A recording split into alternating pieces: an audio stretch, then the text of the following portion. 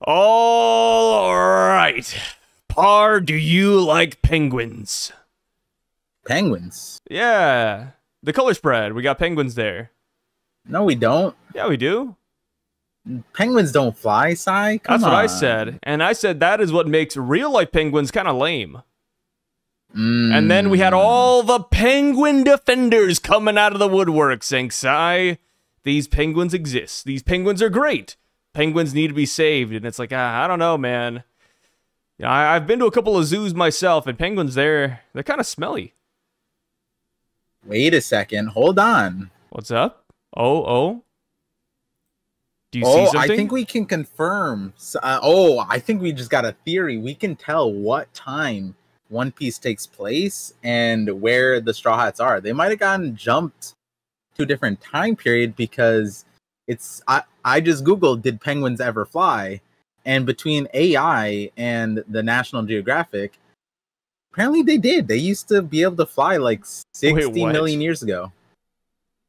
What? And then their wings, and then their wings got optimized to swimming after. I don't know if that's an optimization. I mean, it is, right? They adapt to their surroundings, but still, like, why not be able to fly and swim? There's a crazy idea, guys. Come on. Probably because they weren't really finding much food in the skies in Antarctica or whatever. Yeah, but if they're keeping the wings and changing them to swim, like, why? I don't know. Like, is there that big of a difference? Like, what do they look like?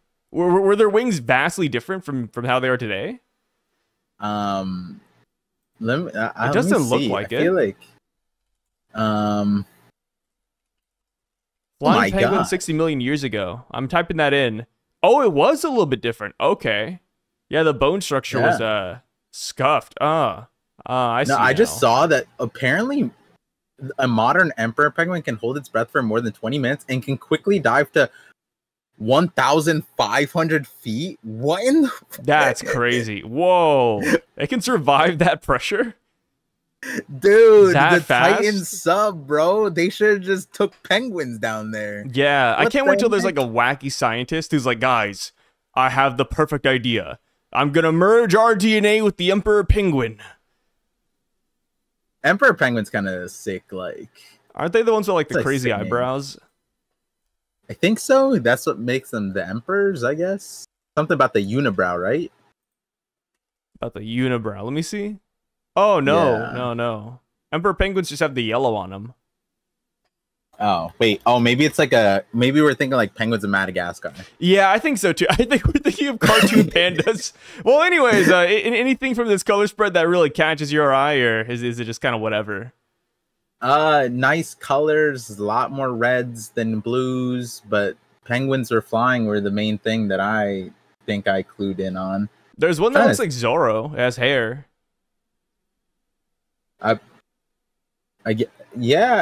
Yeah, that one does kind of look like Zorro. That is true. Yeah. Wait, then are there ones of the other ones? No. Oh, there is one thing that I did notice. Oh, what is it? There's a penguin with an arrow. I saw that. To something. I don't know what it's pointing to. Possibly pointing at Usopp's left leg? Or Luffy's meat. Or not the Zoro. one most people think of. Yeah, or Zoro. There's a lot in that direction. Or Luffy's Gear 5 wanted billboard. Oh, yeah, I see that in the background. Or this penguin isn't pointing at anything specifically, and it's an arrow dictating where the other penguins should go that are behind him. Or where the other penguins already are, because there's a flock of them over there. Oh, dude, wait a minute. There's so many possibilities. Penguins. What is a group of penguins called? Hopefully it's like a murder. Oh, a tuxedo. Dude, who's coming up with this, man? A murder of crows, a tuxedo of penguins. Colony, whatever, but I remember growing up learning tuxedo. And then, it's listed as one of them. I feel like I've heard of that before. That's why I'm like, I'm not even questioning it. Yeah, that makes sense. Yeah, Par for the course. There. It's on birdfact.com. Birdfact.com. Yeah, they can't lie. Mm-hmm. No, nope. That sounds you can't official. be a website. Yeah, that has to be real. Bird fact. So we just like boosted the traffic to this website after like 10 people are gonna look up this website, and then the owners of the website like, damn, we're booming today. Yeah, people love penguins. Yeah. Woo. Little do they know the reality of the situation. We're just here because of One Piece. Yeah, looking for the One Piece. Yeah. Is it on the Bird Fact website? Who knows? So, on to the first page of the chapter, which I will admit, the fastest we've ever gotten here, we see Kid Loki meeting Roxy Xebec. Why are you laughing? I thought you were going to say, we see that we're missing the cover story. I thought you were going to like say... I will admit, because we were anticipating this one, and then it just didn't come. The 1 week where I kind of wanted the cover page, we just didn't get it. But every other week I didn't want it. Yamato just intruded into my life, but there we have it. How does the Yamato cover story disappoint even when it's not here? Yeah, and I can't wait till the next week when we just skip over it. Yeah. Oh, Yamato's man, no longer so at the grave. Yamato's, I don't know, taking a poop somewhere. Yeah, we just see like Sasaki. We're just you know what? It would be kind of cool if we just like that was the end of it, and we just go to a new series. That would be kind of crazy. Oh, dude, yeah, that was the last one. They're like, guys, Yamato's journey's wrapped up. Time to go see something else. Here's more Gaimon and Sirfunkel. Yep, there we go. Reactions around the world post Egghead. We just get those. We didn't get that. That's so sad. That, right? Yeah. Yeah. I can't believe we didn't get like reactions. I'd say post Wano we didn't get that. We got it like some in story. Like Egghead, we technically got in story, but like not they were like more focused on Vegapunk's message. Yeah. And then like, you know, Luffy's news and like whatever bounties and I don't know, stuff like that. It's right. We didn't get that. It's just stuff. sad, you know. I missed the whole thing where like what's that guy's name from? Oh, Genzo. I was about to say from Kokoyashi Village. Yeah, you know, I miss Genzo saying, "Oh, look, it's Nami's bounty." Like I don't like this, and then he has like a giant poster, and then you know you have like Kaya saying, "Oh, look at my god." Like we just have all these people. I thought that was fun. We didn't get that. I like Shimotsuki Village when all the kids are just mimicking Zoro. Like it'd be so funny. Like post Wano, they're just like Enma. Like they just start saying, like, how do they do that? You know what I mean? Yeah. Well, technically, and then the teacher's like, guys, stop it. Because Kozuburo used to live with them, and he made that sword. So maybe they could know about that. Actually, now that I think about it. Yeah, and it seemed like that guy had really loose lips. He kind of just yapped, right? Yeah. Like, hey kids, you know about cursed blades? Yeah, and then he was just like, "Don't speak too loudly. The Navy's gonna hear you." And it's like, brother, then don't say it. Like, the Navy's gonna come after us, brother. Just keep it to yourself, then, please. You don't have to say this out loud. Yeah. Luckily, he told Zoro, who forgot for 20 years, and then remembered only in the King fight when he was on the cusp of dying. I mean, perfect time. That's the shonen way. Whenever Zoro's about to die, he remembers things. It's like the fight against Mr. One, right? Zoro's like, "Oh, I'm about to die. What did my teacher say?" Yeah, he said something about breathing and the sound of living objects or something. Yeah. Dude, when you paint it like that, Zoro has the most meaningless realizations on the cusp. Breathing, everything breathes. Yeah, everything has rhythm. Yo, that's so and he never once mentioned that ever again, by the way. Because, you know, so I'm currently at Skypiea, and I was like, man, I wonder like if Zoro will ever like talk about the breathing techniques again. Never again. Just not touched on, not mentioned, not referenced. I don't think he does that again throughout the entirety of One Piece. He probably uses it, but we just don't know it anymore, you know? It's actually funny you say that, because in Skypiea, when he fights Ohm, I think it is, he just be not like randomly religious, but he just all of a sudden just goes like, and this is before the Enel stuff. I mean, they are like gods, whatever, but then he's just like something about like senses and like gratitude and like something about that indulgences. I forsaken them all, and I will cut. Yeah. He just goes like on a like a Sunday priestly. Well, it's thing, to build up to his attack, right? Like the worldly desire attack. Yeah, because he learned from the previous fights, and then he can. That's like his wind slash. Like the first time he like doesn't touch what he's cutting essentially. Yeah. So I guess he need to call upon the gods for a second. Dude, you know how it is. Sometimes, all I gotta say, I think we should take all the Shimotsuki clan and bring them into Kagurabachi. Isekai every single one of the Shimotsuki, including Zoro, because he is technically Shimotsuki, and, take them into Kagurabachi. I feel like they'd be appreciated in there. So, we see Roxy Xebec. I'm looking at the Viz right now. Is there anything unique that comes here? Yeah, this is Elbaf, but my dad ain't here. He's on an expedition. Yeah, I read a little bit. There's some changes, but... Oh. Not like here yet. Yeah. I've never seen later on your kind before. You really do scurry around. Wow, that's kind of a way to put it. Guys are like mice. Yeah. It's kind of interesting. Okay, even on expedition, you can still get in touch with them. What's your name? Loki. Okay, you're going to do what I say. You go back home right now and get someone to contact your old man. Here's the message you tell them and pass on. Loki is gravely wounded. Since we don't have to listen to what humans have to say, okay. So far, so good. Plus, it's not like my dad would come back home just because I got hurt, which kind of silly. I feel like his dad would. Stop ordering me around, you weakling. And then he gets nut tapped. Yeah, there it is. That is a nut. I didn't realize Rock's the nutcracker. It's a nut tap. Damn, he hit him in the rocks. What if that's his special move? To hit everyone's family jewels.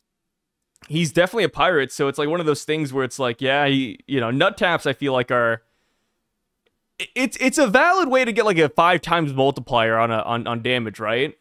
Now I'm imagining, like, because like Luffy called them the family jewels in the thing, and like his name's Rocks. What if his like special, like, he's so heinous because he literally just hits everyone in the nuts. Like all of his attacks go for the nuts. Like that's why everyone's so afraid, because it's not just like you may live, but you won't have a lineage. He stops the Will of D. Yeah.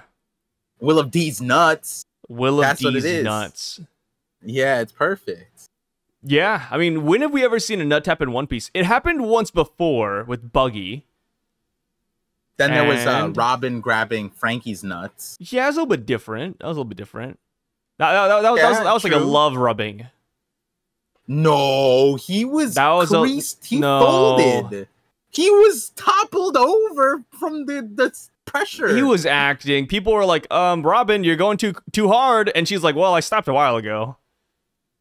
Oh, yeah, that's true. Yeah. You're right. So he just got like the love rubbins. But yeah, the only person who really got hit in the nuts during a fight was Buggy. Is this a Buggy and Rocks connection again? Oh my god, dude, we're doing it. Yeah. That's kind of crazy. Nuts. Yeah. So the narrator says Rocks' sword attack were famous for blasting everything in sight, like a gigantic hammer or cannonball. Interesting. That's a crazy attack. Same thing. Yeah. Like, is this Conqueror's Hockey? Is this just like a special technique? What's going on here? Well, I did like... It was interesting because the only thing that like I can... Well, one, that does make him a kind of similar to Garp, having the giant cannonball type of, attack. And then it's kind of interesting when you think about that. But in terms of swordsmanship, or sword attacks, as the official says it, not swordsmanship, just saying. But it made me think of Ryuma, but more, the zombie that fought Zoro. And when that was the first time we saw not first time, because we just talked about Zoro extending his attack past his blade. Ryuma did that, and he did a thrust because it's Brooks technique, and it put a hole in the wall. And it that was kind of one-handed Hakoku sovereignty that I would imagine would be described in the same manner here. So then when I was reading the chapter, I was like, is this Ryuma? Is this a descent? Like, I was like, you know, memeing a little bit, but that's the only, like, you know, outside of like Rio, right? Even though we've seen like Hakoku sovereignty, the way it was described, it felt like that. And I was like, I wonder if we're creating like an association that way, but not really too sure, you know? Yeah. It's funny because you see like the Conqueror's Haki building up inside the blade, but when he releases it, you don't see any black lightning. Yeah. It is like a pressurized air cannon. Yeah. It's definitely like he just wanted to decommission Loki for a little bit. But it is interesting because like I found it really funny. He like telegraphed it. He was just like, yeah, tell your dad you're really hurt. What do you mean I'm really hurt? And because also Loki wasn't even focused on that part. He was focused like, my dad doesn't love me. And then he's just like, kid, is that what you're worried about? I'm about to beat your ass. And he's like, wait, what? and then he like, you know, Rox did follow through, and I love that a lot. But it's also interesting because like it's like restraint. Like he's not doing it out of like maliciousness almost. He's just doing it like he's kind of having fun, you know. He's having fun. He's not like angry. He's not mad that like he's talking back or some weird thing like that. No, he's just like, you know, I'm not saying like Akainu would do this, but you know, Akainu's like, you didn't follow my orders, this is what you get. You know what I mean? Like Loki talked back, and Rox is just like laughing about it, beat him up a little bit, and then it's like, now you're wounded, call your dad now. You know, I like that a lot. And you know, it is kind of interesting because earlier we got the whole thing with Rox, with the like we see Loki on the ground, knife in his back, and Whitebeard's like, you didn't have to go that far, and it painted this like ruthlessness kind of image with Loki, despite Loki liking him as an adult even. And then we come here and it's just like, yeah, this is an interesting first interaction that they have. Yeah. It's just so funny that Loki could have avoided this if he just went home. But he really had to question it, huh? Like, what do you mean? I'm not hurt. My dad wouldn't even come. Like, well, let's test it. Good old Rox, man. So we go back to the Reverie. At the Reverie 1 year. That's a funny way to word it. At the Reverie 1 year. 5 kings have been attacked and captured. Harald's path crossed this madman once before. It happened during the Reverie that year. That's what the TCB says. Viz goes, this madman had crossed Harald's path at the Reverie 1 year. Like, it makes sense. It just sounds off. Yeah. Yeah, I get what they're going for. Because the TCB is like referencing the Reverie that we just went to, whereas this one's like at the Reverie 1 year. Wait, what 1 year? Like, yeah. For like a second, I was like year. minusing a year from the current flashback. I'm like, wait, what? What's going on? It's like, no, that's not the case. Kind of seems a little AI a little bit there, but yeah, we'll walk back at that. Oh, we'll walk past that one. Steven, Paul. So we see that Xebec has captured 5 kings, and the Celestial Dragons are thinking that it is the large man dressed in black, which is actually King Harald. So we have a part of his color scheme. We see Emu. They say the lives of kings are no threat to Mu. And Rox says, I suppose not, but your holy land is in a panic. And that is when we get another narrator box that says, in a historical anomaly, never repeated before or since, someone I like that infiltrated the Chamber of Flowers, the very core of the Holy Land. Ooh. The man described himself as a worshiper of Davy Jones. He did not do anything more than this, as he knew he could not. But before he departed, he left with the warning, I will be back right here. So, what do you think about this whole thing? I mean, the major thing right there is we got the official decryption of what it means, or what Davy Jones means to Rox. And so, like, you know, with TCB going Davy Jonesian, I was leaning more towards like a religious kind of, not religious, but like it's like still like a mythical type of thing, right? Fan, like, to me, it was this. Not, I mean, I'm obviously I'm exaggerating here because it's all essentially means the same thing. But fan, when people were describing it to me, I was like he knew him, like it was like Taylor Swift, like he's a celebrity, like Davy Jones in Lifetime. But worshiper of Davy Jones, it kind of puts it in my mind like more similar to like a Joy Boy Nika type of like character, because it's like you believe in the stuff that you don't know, right? So like Davy Jones is an for example, it's an interesting thing to just mention here, but worshiper of Davy Jones, Davy Jonesian, I think it'll be interesting to find out who Davy Jones eventually is, because I don't think that, obviously the officials don't change that much, and we're still left with this like, why was this in a narrator box? Why didn't Oda just have Rock say this to Emu? And then we could see like, the actual Emu reaction. Like, is this Emu's reaction? Emu has like one of those I forget, like the emotional impact anime manga panel where it's like whited out and then it's like the flurry going in the background.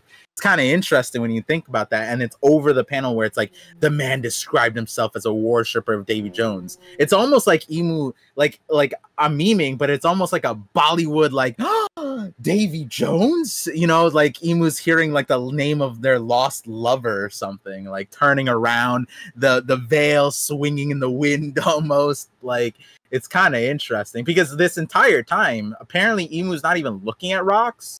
Like, I mean, obviously we can't really tell, but Emu's facing towards this Gunko type of person, if not Gunko themselves.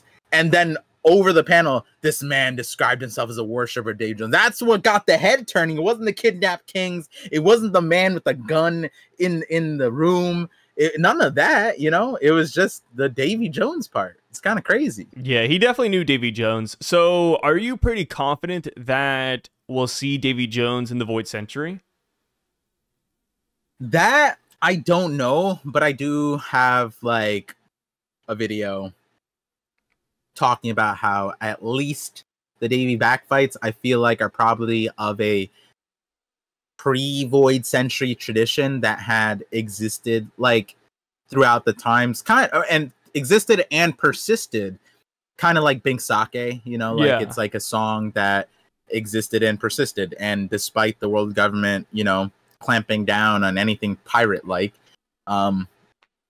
Pirate Island exists, and if there was a place that wasn't part of the world government and was in the shadows that kept it going, makes sense. And so I feel like it could be like a pre-Void Century thing, and that's where it gets interesting, right? Because then it's like, okay, so how come like Nika's type stuff doesn't persist? But then it's like, well, if you think Bink Sake is an extension of Nika, then there is something that or not Nika, Joy Boy, then it probably did persist in the Void Century, despite everyone forgetting about Joy Boy. So I feel like, to me, it makes sense that the Davy back fight is something that was like ancient almost. How ancient, I don't know. Yeah, so like Joy Boy is the first pirate, but we have like a first pirate, and that would just be like Davy Jones. Yeah, I mean, it could be that like it was coincided with Joy Boy. Like Joy Boy might have like, as a pirate, popularized it, kind of thing. You know what I mean? Like he's the reason why it's continued, but maybe the person who created it was before that. Could be something like that.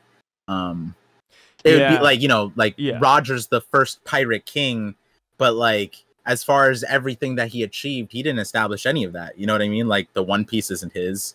A Laugh Tale wasn't, circumnavigating the globe. He was the first, but like, who created all these things, right? Like, technically, Joy Boy is the first pirate, would have done a lot of the other stuff. So it is interesting. I mean, the road poneglyphs, as an example, like he found that map which allowed him to get to all the things that gave him the greatness. So someone had to lay that out, right? So wouldn't be surprised if Davy Jones was from honestly Void Century. I think it'd be pretty cool if Emu fought Davy Jones in the past. Maybe even Emu cool. and Joy Boy together. Because it's interesting when you think about Emu, right? We don't know too much about them right now, but from the little we have seen with their attack moves, they do play board games, or Othello at least. It'd be funny if like we had Davy Jones on one end, like the pirate carnival guy, and then we have Emu, who's like the sophisticated, board game guy. Like we just have like different types of gamers out there in the past, and they like clash. Emu hit someone like, "You got games?" Like he's just straight up like a kid. That'd be kind of fun. And it also plays into the whole thing, like joy boy, like childish mentality. You see Goofy, games, the game nature. So like, who likes games? Kids, But yeah, Emu in his mind is like, man, I hated those games, dude. I hated Davy Jones' game collection. Yeah. Well, yeah, and I mean, another thing is too is like when games become serious, right? A lot of people don't like that. Like they'll find it silly. Like we're gonna put the fate of the world on a game of heads or tails or stuff like that. Make a bet that one person makes, and then that affects everyone's lives. And like sometimes that's actually like reality. You'd be surprised, Yeah, and I like that. Just flip a coin, brother. So people, because of this, though, are saying that Davy Jones might still be alive. And that is the man marked by flames. Because Davy Jones claims everything under the sea. Poneglyph was under the sea. Whirlpools are part of the sea. So how do you feel about that? Do you think Davy G is alive and well today? Or do you think, no, he's cooked? Bro, if Davy Jones got the Poneglyph, he is the curse or lore backstory is the slowest acting. I was about to say, ever. Right? Like, what do you mean he got the Poneglyph? Like, why did he wait like hundreds of years? Well, not hundreds, right? Oh no, yeah, it would be. Yeah. Wait, I was thinking it was like 20 years. But then I forgot, like, no, it had been sitting there before Roger, and, so... Yeah, so like, it's literally been chilling there, man. Like, dude, that's my one problem with this, and that's my problem with whoever is the man marked by flames. Like, okay, somewhere between 24 years ago and today, they took the Poneglyph, so... If it is Davy Jones, if he's been alive this entire time, he waited until just 24 years ago to grab it? Oh! No, I got it. Oh my god, if this is true... Then my theory, the Tom theory, well, not the Tom part, but the other half of it would be right, which would be that the culprit was released from Impel Down.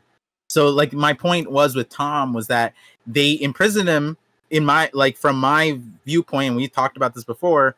And if you guys don't want to see like a more recent conversation, I talked about it with Dax, my last collab with him on his second channel.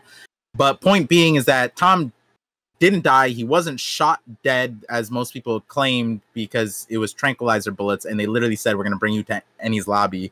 And, from Ennie's lobby, where do you go? You go to Impel Down because you get your judgment.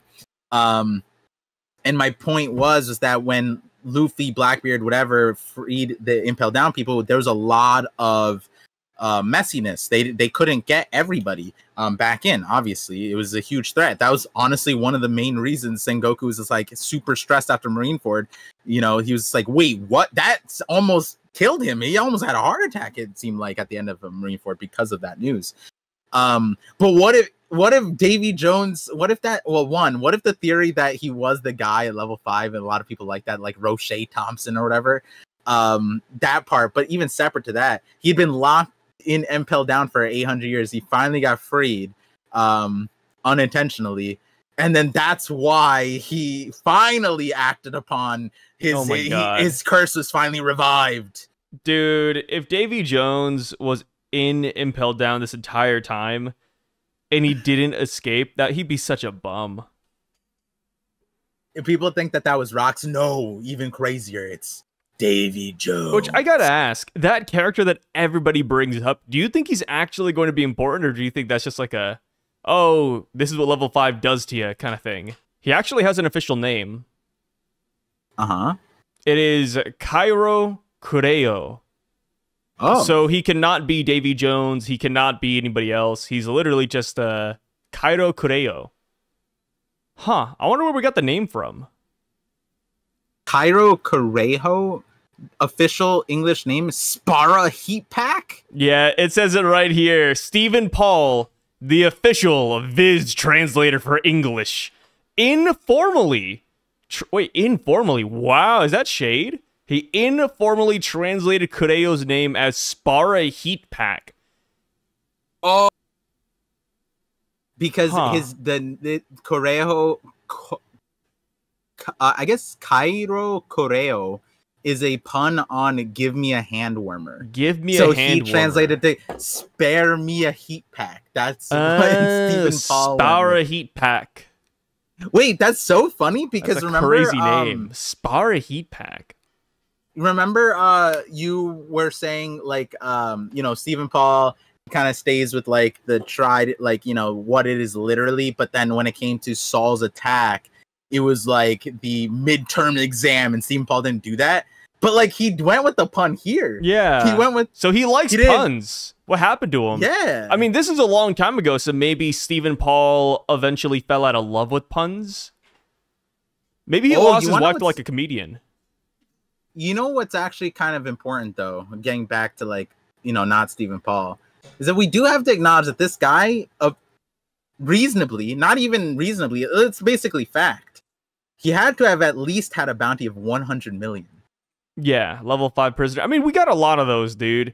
Like, when we got to, like, level 5, we met a bunch of bums, and it's like, okay, these guys are worth over 100 million. Like, every single dude in this cage with Luffy. I don't see it, man. And then when we hit, like, level 4, and it's like, yeah, these guys are over 70 million. It's like, these randos? You want to know what's actually kind of crazy? What's up? Apparently, there's a line. I was one chapter off. I'm so sad. They go, the prisoners, in regards to that guy, they say, I'm trying to find it where it says it in the chapter because I don't want to quote the wiki here. In regards to that guy, they go, is he dead or is he preserved for the future?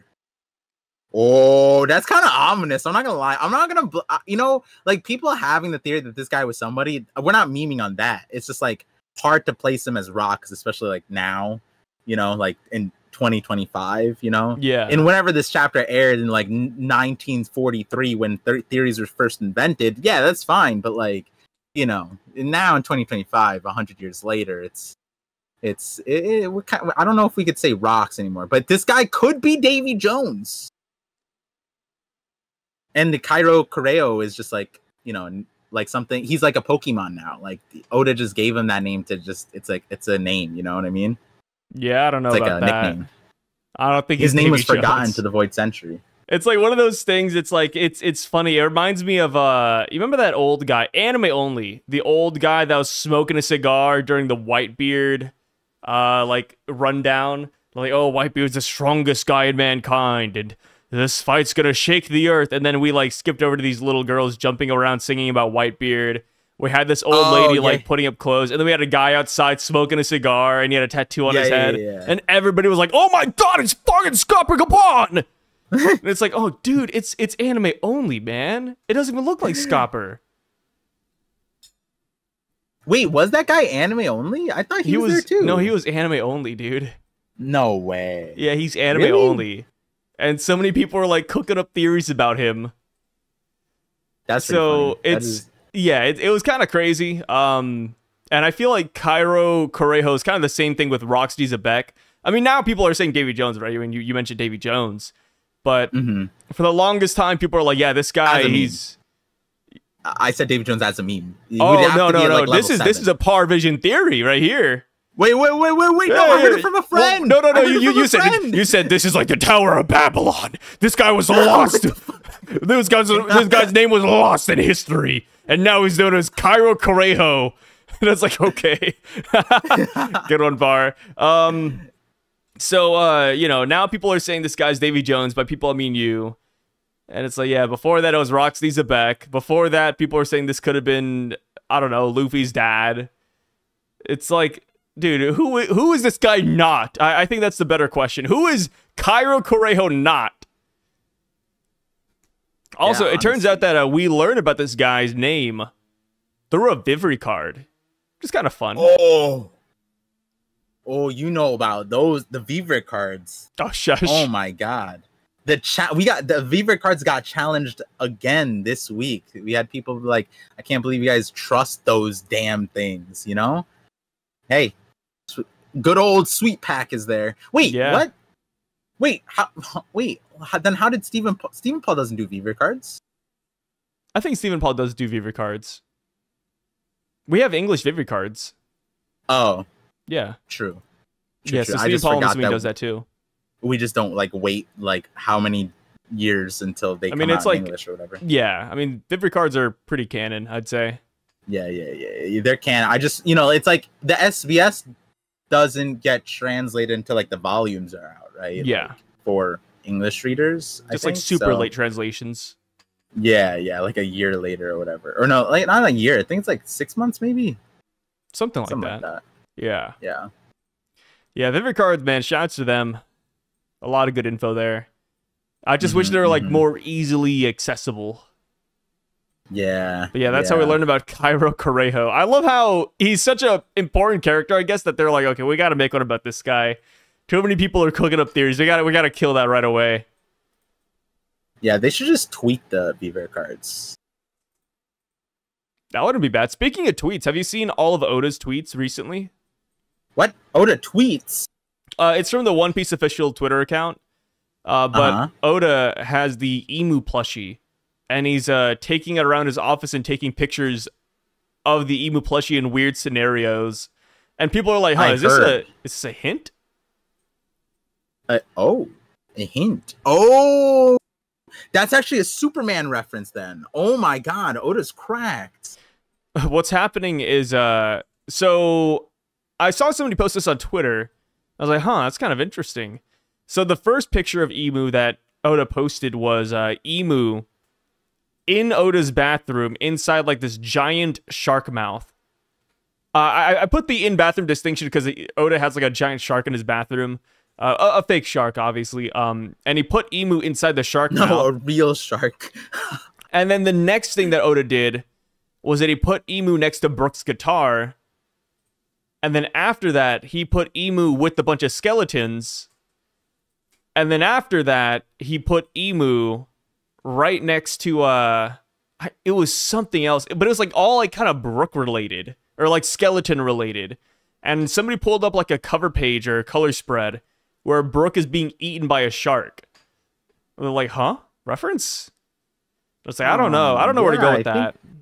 I think I need to see these now. I stay off of Twitter, but that's actually worth checking out because it's like, whether like maybe Oda unintentionally, even if he didn't mean like to do something, maybe there is some meaning, but I would lean towards like Oda's like likes to tease, that he's like verbatim said that and he likes to have fun with it. So that'd be a hilarious way to like, try to get some kind of like, maybe he's saying like, someone from the Void Century got eaten by a shark instead of like a whale and they've just been playing guitar inside of a shark. Like, is that what we're gonna find out? Luffy was eaten by a shark and then he saved the day. So like Fishman Island reference, maybe, like that's kind of cool.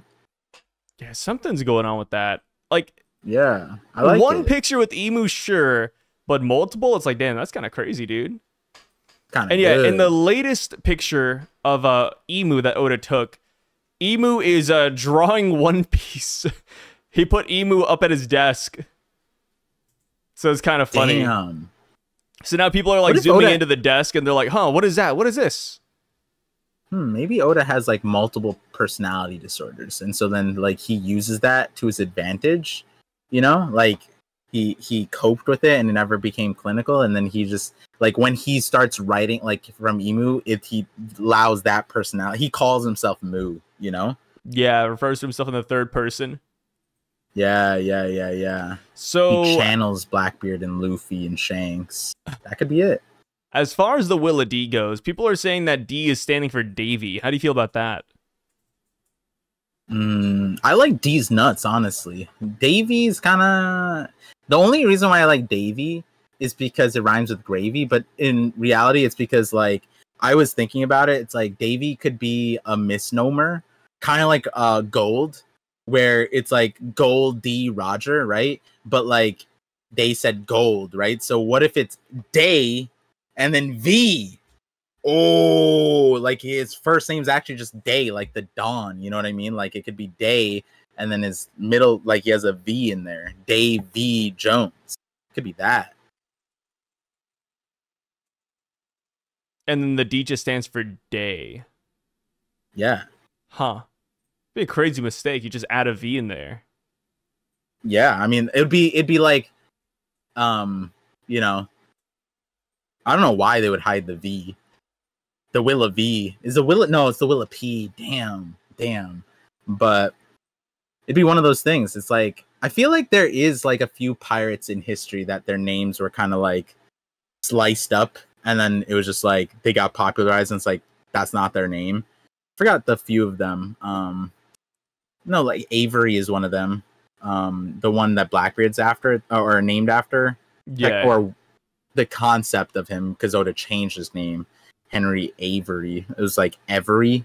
Yeah. But like A-E, we don't know, because the people just started learning how to, write back then. They were barely literate. No, I'm joking, but like, point is wrong, that yeah, like written stuff isn't like as concrete as it is now, especially in regards to the pirate stuff. So could be one of those things. It could be just like he, someone wrote Davy and then forgot the period, and it's like, wait, that's not an initial, that's just his name, Davy Jones. And he's like, no, my name is Day.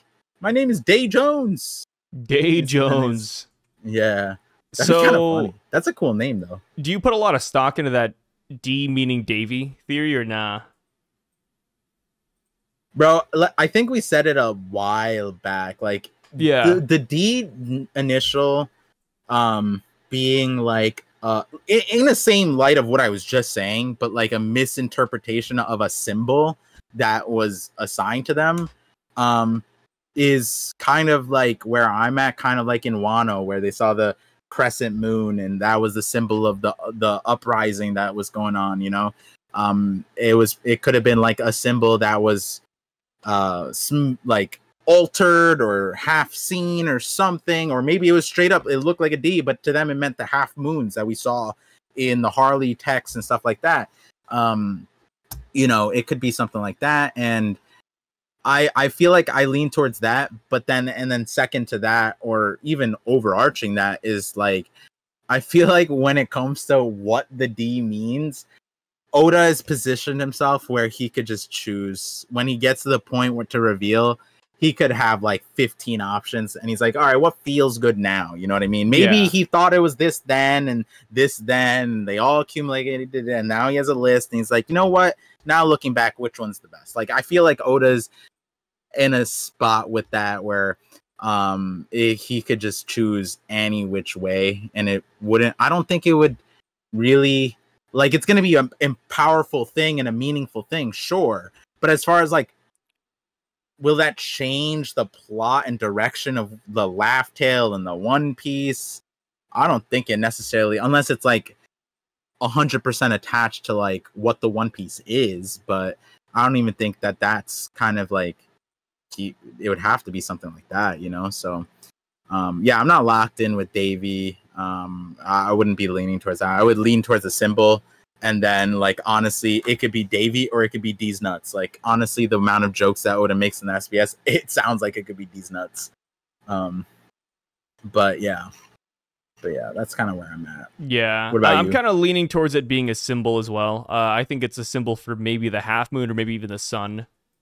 I feel like that's kind of where I've been for a while.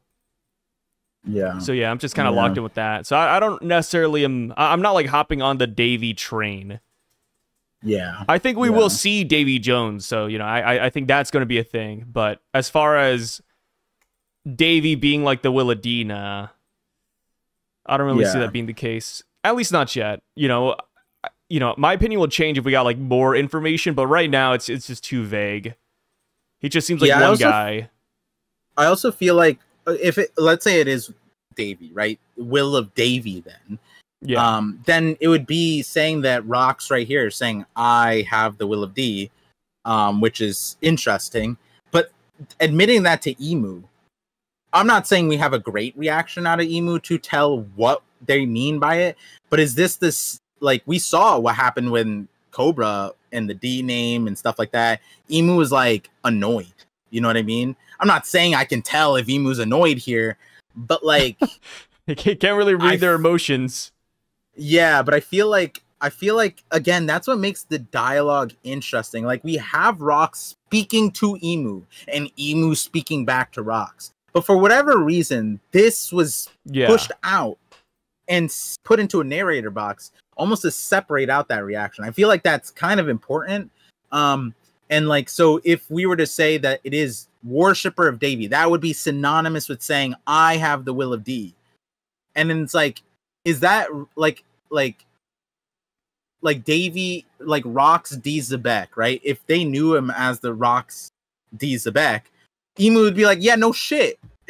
Yeah, no shit. You're a worshiper of Davy Jones. You're the D clan. You know what I mean? Like, it'd be kind of obvious, except Rox would be like, I know what it means, you know, because that's what Emu said about most of the D's, that they're just empty husks. They don't really know what they're there for, right? So then it's like, then it would be a separating thing from what Emu reacted prior. It'd be like, so you are a D-Clan and you are annoying and you know what you are. You know what I mean? Like, it's kind of interesting. Yeah. So then it's like, I would imagine Emu would kill him on the spot then. You know what I mean? So, you know, but then there's also like, you know, Garp exists. He's in the Navy and, you know, has the D thing. So it's like, is he admitting that he knows what the D is or not? I don't know. Because that would be what that means. I am a worshiper of Davy Jones, and if that Davy is the will of D, or D, like what the D stands for, then he's saying synonymously, I carry the will of D. I know what it is. Like, is that what he's admitting, right? So I feel like it's a little awkward there. And then Emu just let him go. Like, hey, you know the will of D. Yeah. You're getting close to Davy's will. Yeah. Have a good day. See you later, Rox. Yeah, especially with like, I mean, we knew Cobra had to die. Like, they already knew that. Yeah. But it was almost emphasized in that sequence when like when they realized that he was, not they realized, but like it was admitted through the letter and the dialogue. It was like D ... from memory. And it was almost like that damned him, basically. Like even if he had 0% chance before, now he had negative chance of like leaving. Like, Emu was going to make sure of the death there. And then the whole point of that Cobra was just like, make sure my daughter knows, or like Luffy and Vivi knows to Sabo that like we, you know, we're with you, Wakanda forever, D-Clan. I don't know, you know what I mean? So I don't really know if it would mean Davy here. Also, this sounded kind of weird, like Nefertari, Davy, Cobra. Yeah, a little Monkey. bit. Oh, you know, that's what we gotta do. Monkey, Davy, Luffy. Kind of lame, right? Yeah, Monkey, Davy, Dragon. Now see, the thing is, if it is that, now I know why Oda didn't do the thing. He didn't name it like other giants, like Naruto. He couldn't name the series after the main character with a name like Monkey, Davy, Luffy. That'd be kind of yuck, you know? Yeah, I could see that. Monkey, Davy. Oh, God. Yeah, I don't know how I feel about it, man. I feel admit, like whatever the Monkey Day Luffy, Monkey Dream Luffy, Monkey Demon Luffy. Ooh, Monkey Demon. Yeah, that one kind of fits better than the others. Monkey Dawn Luffy. Dawn isn't bad. Dawn isn't bad. But then he's just a mafia guy, right? And then there's also the thing is like, if it's a symbol, it's just Monkey Luffy. Yeah, exactly. Or you know, we could insert whatever symbol it's supposed to be. Like, I think it's the half moon, so it'd be like Monkey Moon Luffy, which Moon isn't like that bad either. Yeah. I like Moon. Monkey Moon Luffy. Monkey Moon Luffy. Yeah. Huh. And I would like the Moon part because then it ties in like the Wano families who are all something, light, frost, moon, heaven, moon. And then it's like, oh, now we're getting it. So it's like, you know, they're all, you know, they were all together, but then they got divided and forgot or something, or divided and separated, you know? Yeah. They're all connected. Yeah. So, as far as Emu letting this guy go, this madman go, why? Is it because Emu doesn't want to fight? They don't want to reveal their existence? Do they not care? Or do they need Rocks to go out? You know, somebody said that Emu doesn't even know that Rocks is here. I saw that last night. Somebody commented that, and I was going to respond, and I'm like, okay, is this worth it? Is this worth my time right now? And I just put the phone up. I said, okay, never mind. That made me sit down. That was a good somebody one. said, does Emu even know that Rocks is here? No, that's hilarious. You know what? That might be my favorite thing. It's not what I think is most likely the case, but that's dude, common, yeah, I saw that, and I was like, I've got to like put this guy straight. I'm like, you know what? If he thinks that Emu did not notice Roxy Xebec in the room, who am I to like burst this bubble? You know, like, what are the chances he'll understand anything else I say? I think I'm good. I'll just avoid this conversation, man. Whoever said that, if you're that was you, I need you to edit a panel where Emu's looking at Gunko and be like, did you hear something? And then Gunko's just like, no, Your Highness, like, I don't know, like Gunko's just like compliant because they have to. Not gonna be like, oh, Emu, did you not see the guy with the gun? Like, Emu, there was a man with a gun in this room just a minute ago. Don't be too shocked. Yeah. Wait, it would be funny if like Gunko, or you know, X person here, it was in charge of security, and it's like, oh, fuck, I'm gonna get fired, and then Emu's just like, a little breezier today, and then like, oh shit, they didn't notice. It's like there's like in the clear now. Yeah, that'd be so funny. I love that. Imagine afterwards. Whoever said that, stay yourself. That was good. Stay yourself, brother. Imagine afterwards, Emu hears about the dead admiral and how a guy stormed the Holy Land, and he's like, "What? when did that happen? Under my watch?" They go, naturally, word of this incident never saw the light of day.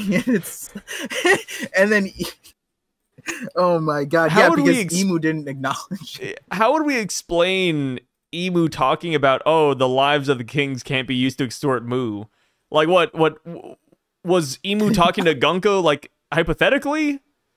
Like, hey, Emu, if somebody, separate conversation. Emu, if somebody kidnapped 5 kings, would you do anything? And Emu just says, the lives of kings do not bother Mu.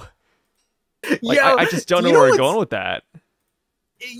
You know what? That could actually be the conversation aside, where it's like, Gunko is kneeling to Emu. What are they saying? It's like, Mu, someone has kidnapped. Like, they're reporting to Mu, like, someone has kidnapped 5 kings. And then in response, the lives of kings of no threat to Mu. And then it's like, and then like Gunko is just like, oh, and the culprit's right there. It could be like that, but like, and then Rox just goes, I suppose not. Your whole land is in panic. And then Gunko's like, ... just like, because Gunko also didn't say anything either. Yeah, I think about it.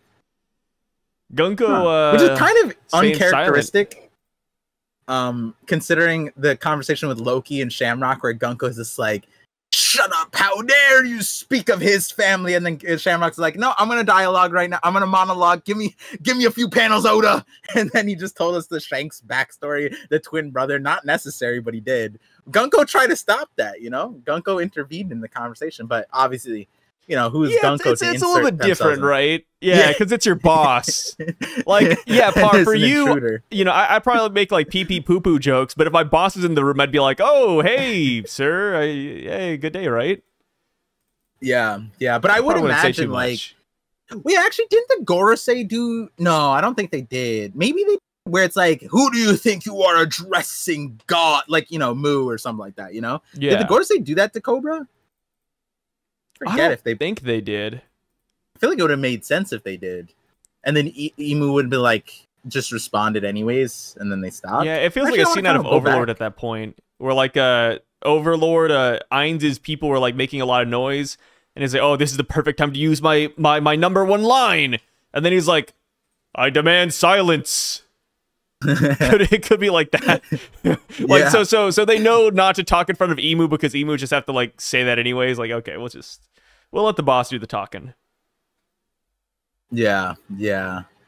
Oh, maybe 1084. Let's see. I just want to double check because feel like I should know. Double check what? If Emu has eyes and can see people around him. No, not that. If what the Gorosei first said. Oh, okay. It's that Emu open up. It said there are two things I wish to say and one thing to ask of thee, Cobra. So then, because Emu, it would because outside of that, if Cobra started, then it wouldn't make sense that the Gorosei say something like that. But Emu started the conversation technically, so it's interesting. Yeah. Outside of the hilarious take that Emu did not acknowledge. Sorry. The most likely take of Emu probably didn't even notice this insect. Would you notice an insect in your room? Not really, especially if I'm in a garden. That, you know what? That's actually hilarious now I think about it. Emu could. The insects are buzzing a little louder today. Yeah, imagine what they could say. Is that the cicadas in the background, or is that just me? The 17-year cicada. This. It's Dude, so silly, that's man. Good. I hate that we're like roasting this guy out of nowhere. Hopefully he doesn't watch the Parcast. I mean, yeah, we're just roasting this dude, man. What if he genuinely believes that theory and we're just like over here laughing at him? I'm not going to expand on what you truly mean by that, but don't you feel bad about that part? You know what? This is where I've had some bad takes too. Yeah, that's the thing, right? We have bad takes, we have bad theories all the time, but at least, we're reading the chapter.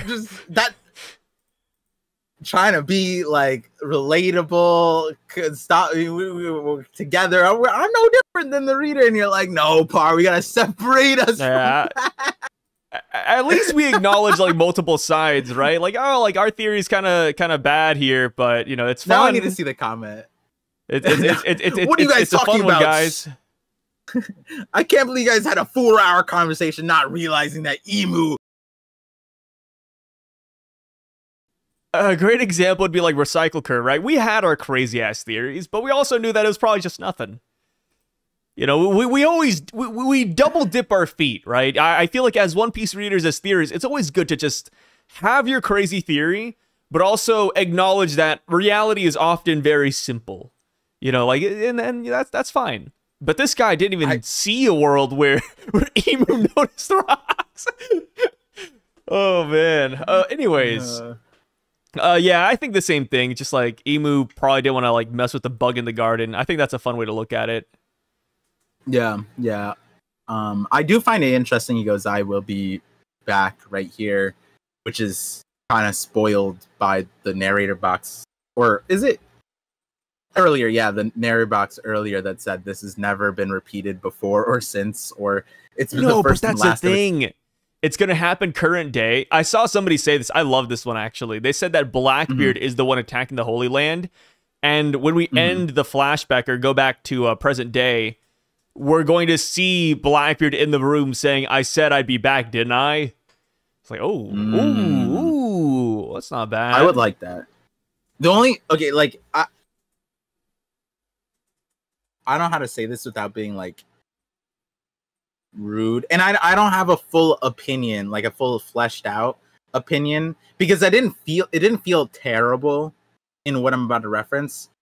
But like a lot of the theories now, especially with the rocks and Xebec associating, like a lot of people bring up like Horcrux and stuff like that. But now, especially now, in that one too, I like that. Yeah. But it's sounding too much like Ghetto from JJK a little bit, where it's just like, is it just like rocks just takes over the body, and it's like I don't want it to necessarily be that like Blackbeard isn't their own character. You know what I mean? And like, you know, and it could be like That's a I guess JJK like spoiler, like by the way. Weapon. That's a JJK spoiler. I thought we've already talked about JJK spoilers and before. I feel like isn't that an anime? I mean, that like I thought the anime already covered. Didn't the anime? That's like saying Naruto becomes Hokage. Like, what are you doing, dude? No, it's not. No, the anime already did that. That was a long time ago. What if they didn't watch it, man? Well, in the manga, that was like what 5-6 years ago, wasn't it? Like, mad long, right? Kind of long ago, yeah. Yeah. Well, now I feel bad. I'm sorry. Wait, I didn't say exactly what was happening. Yeah, but, You said this is a Geto type situation where he's not his own character. Oh shit. Yeah. Oh, man, shout out to the guys who haven't read JJK or haven't watched it, man. I'm sorry. I'm sorry for R.I.P. bro. I'm so sorry. This guy, dude. I apologize for him. You know what's worse? I was just about to spoil My Hero too. How many anime can we spoil? Wait, you want to keep on going, Par? First JJK, now My Hero. What's next? Are you gonna spoil the Bible? Finish the manga. I didn't finish the manga. Oh, spoilers! The manga for that one finished, but also because the part also happened in the anime. But there was a character that was like fighting for the thing, and it like I'm not gonna say the name of the character. Just know that two people were fighting, and things happened over the consciousness, and both characters were very compelling. So it could be like that, and I like that, but like I don't know how far that extends to. This reminds me of a character from the popular series Naruto, where they have this ability that maybe lets you take over people. I don't want to say who it is, but it's a girl with blonde hair. It would kind of be crazy if Roxy Xebec was like that. I don't want to spoil it, but also the main character of that series might be similar too. Yeah. No, I'm just messing with you. I mean, the thing is, right? It's when are spoilers okay to say? I forgot what it was. Like there was like a movie or something, and people were talking about it on Twitter. They're like, "Oh yeah, like you just spoiled that movie for us, guys." And then they're like, "Dude, the movie's been out for like 20 years."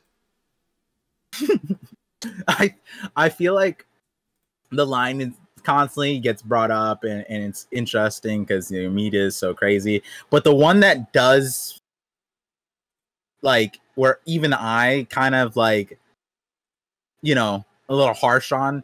Is when it comes to like shorts and TikToks where you're watching something like obviously a movie or something. And if you don't know what that movie is or that show and you watch it through fruition and then you have the audacity to open up the comments and care about being spoiled, that's on you. You can't be like, man, I got spoiled by this comment. It's like, brother, you just watched an entire thing that you shouldn't have been watching. And if you cared about the thing, then don't open a forum about people probably talking about the thing that you don't know, but care about the thing. Like that one's a little, that one's kind of crazy. Like also, I would argue that there might be a difference with like if it's like a podcast clip or something covering that thing. Oh, yeah. And it's like a conversation or whatever versus like if you're straight up watching a movie clip and then you open it and then someone gives like a plot defining point, and then someone goes like, brother, stop spoiling. My God. I'm like, all right, we got to draw the line. You crossed this line for me. Like, shut up. Like, I get so like when I see that, I'm like, this guy's annoying. Yeah. And it's also tough too. Cause people make it to where whenever a series comes out, it's frowned upon to talk about it on Twitter or something for like the first week. And it's like, I don't really get it. Like, I mean, I understand, right? Some people don't like spoilers. I think I'm just more tolerant because I do spoilers all the time. And I look at spoilers for shows and stuff. But it's like, people don't always have like a friend to talk about the show that they just finished with. So I understand why people like hop online immediately and they're like, oh, like let me talk about the, TCB chapter of One Piece. Oh, let me talk about the last episode of this show because it just ended and, I got to let my thoughts out. I want somebody to converse with. Like I can't blame people for that, Like I think it makes sense. It's just tough when you're online, It's like the whole Gear Fit thing, right? People are like, "Oh, I got spoiled on Gear Fit. I can't believe it." And then like in reality, it's kind of everywhere. Like what Subways were putting it out. It's all over the streets in Japan. People are already selling merch for Gear Fifth. It's like, like I mean, I just assume that when somebody starts an anime, like, you kind of already know about the big things already. Like, I started watching Attack on Titan, I already know about the rumbling and, you know, like, who's what, and it's like, yeah, it's no big deal. Yeah. Like, I have friends who, they, like, bought me a shirt, or they bought me some stuff, and, like, if they see One Piece stuff, they'll get it for me, and it's, like, Gear 5 or whatever. And they don't watch One Piece. So, like, it's very obvious to them. It's like, when they're in that phase of what's after Gear 4, it's like, wait a second, Luffy's never, where's this white thing that I bought part? Yeah. You know, where's that thing? They're gonna know. Everyone who's starting One Piece post Gear 5 basically will have an understanding that eventually Luffy's gonna turn pure white. So, you know. Yeah, it's just kind of how it is. It's understandable. Yeah. They don't care. I mean, it doesn't bother them, but that's, you know, it's one of those things, like, if you cared about the spoiler, then it was just unfortunate that time frame between you caring and starting the series to not get spoiled, right? Yeah. I feel like as time goes on, you know, give it like another 30 years, I feel like people will not care about spoilers at all. I think they'll care, but it'll be different, you know? It'll always be... Everything can get I feel like spoiled. more and more people will go into the spoiler realm. I mean, not just like for One Piece, right? But like anything. Yeah. People will be like, oh, yeah, let me just spoil this. Let me just like look up the summary real quick. Soon we'll have instant transmission telepathy to, like, when we want to watch a movie, it'll be downloaded into our brains. So I thought you were going to say... I thought you were going to say we'd have like instant download spoilers. Like something comes out, you just automatically know. If they're smart enough to hack Neuralink and all they do is spoil you about movies that just came out, that's kind of good. You know, I'm not mad. You know, he could do a lot of damage. And if just every time a movie comes out, he's just like, Superman's actually Clark Kent. And I'm then, like, all right, cool. We actually have like a whole backstory where he's actually a good guy and he's helping people. Because there's not a lot of research done on spoilers, but there is like one or two where it said that spoilers actually help people enjoy the series more. So people who read spoilers enjoy series more than those who don't. Not by like a large margin. I think it was like 5 or 10%.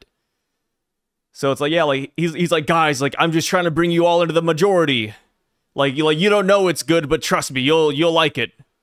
Could be like one of those things. I also have a friend, a few of them, but this one is probably the most egregious.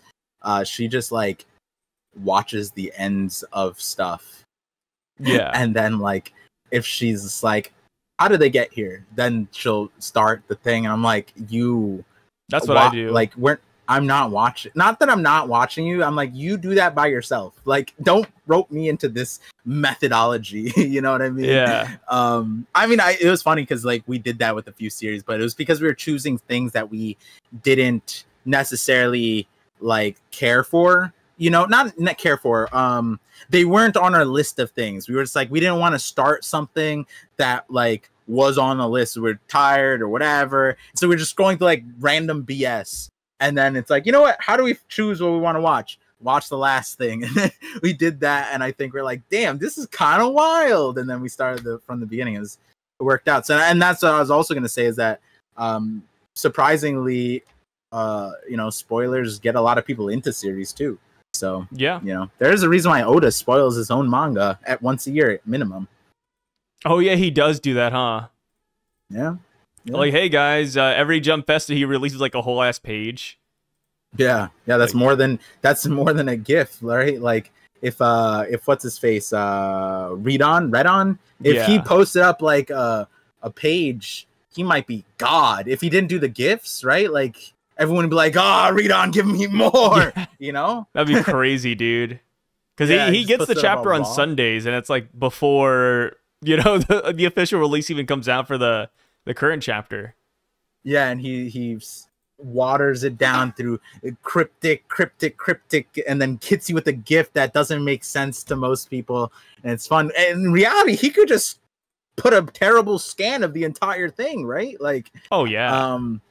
And then, you know, I think people would be like, oh my god, he's our I don't think, like, yeah, people would be upset, but like, would they be upset? No, I think people would like love him for that. I should probably stop talking. I don't want to give him ideas. Moving the spoiler schedule I don't think he much would. Sooner. I mean, the spoiler schedule's been locked in for I think 6 years now. We've been getting, and then we had spoilers well before Red On even too. You know, man, if a series is popular, people are just gonna spoil it, right? That's like for One Piece, it's like people are like, oh, like once Red On's gone, like, you know, nobody's gonna do spoilers. It's like, I don't know, man. We have a lot of new players in the game, even current day, other than Red On, who do spoilers now too, who get the chapter.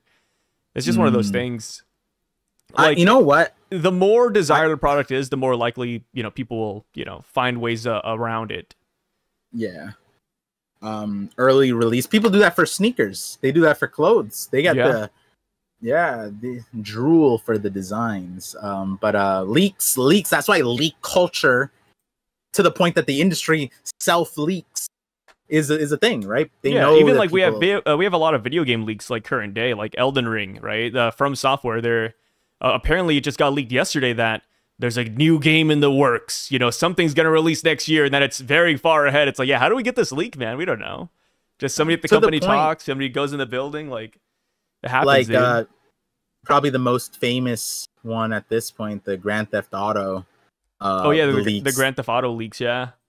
That one like broke the internet with how much the leak was viewed, to the point that it's like basically a multi-million-dollar legal lawsuit over like that situation. It's like computable financially, like how much leaks are desired and like sought after. I don't know if no one was really mad about that. Paid attention to like Nintendo, but there was a guy who I think they leaked over like an entire like.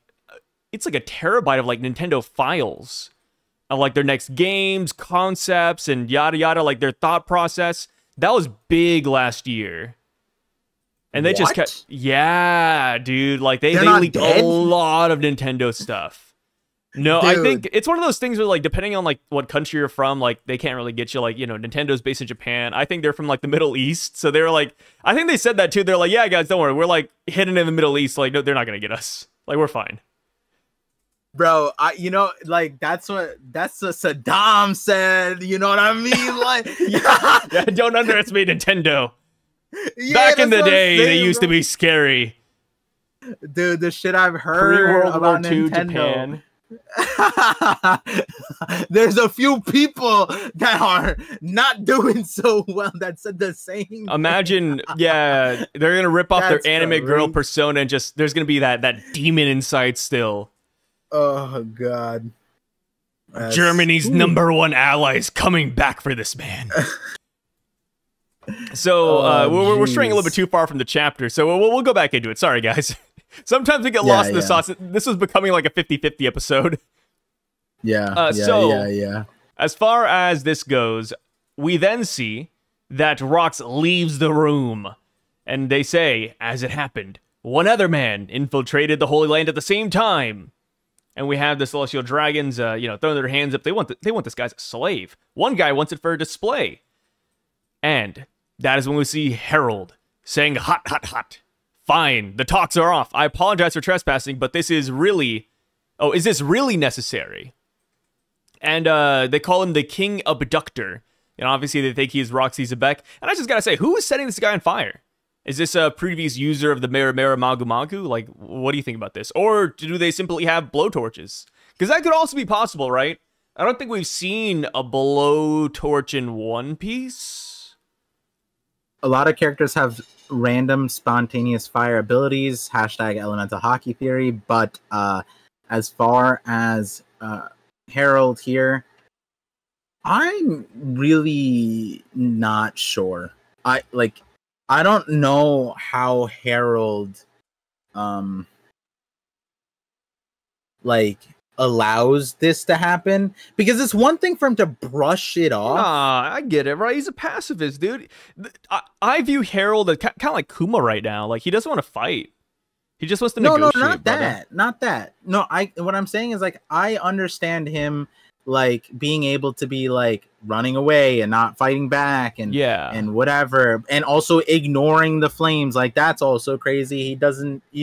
He's not stop, drop, and rolling, and it's not like the fire's doing anything to him, it seems like that's crazy. But what I'm saying is, like, if it wasn't like an admiral who lit him on fire and he's running away from like an admiral, I'm confused at how, like, in the middle of a conversation, the stopping point is apparently him on fire. Because he goes, fine, the talks are off. That means it wasn't until now that he realized the conversation's over, which would mean, like, let's say he's like, they were pouring gasoline on him, like gaslighting him in the conversation, but literally pouring gas.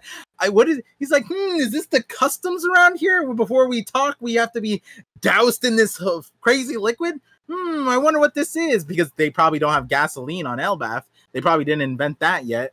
And so he's just like, I wonder if this, and they just light him on fire. Like, I don't know how he gets to this point, and he's like still having a conversation with whatever causes to happen. But I would think that, like, it had to be like an ability, right? Like, I feel like that would be, because he's huge. How much gasoline would you need? You know what I mean? Like this guy is I don't know. It's kind of crazy. But then also, like, if an admiral did it, surely the admiral would, like, still be on his tail, right? Like, I mean, Harald, he's a giant though, right? If he runs, then maybe he can outpace the admiral. You never know.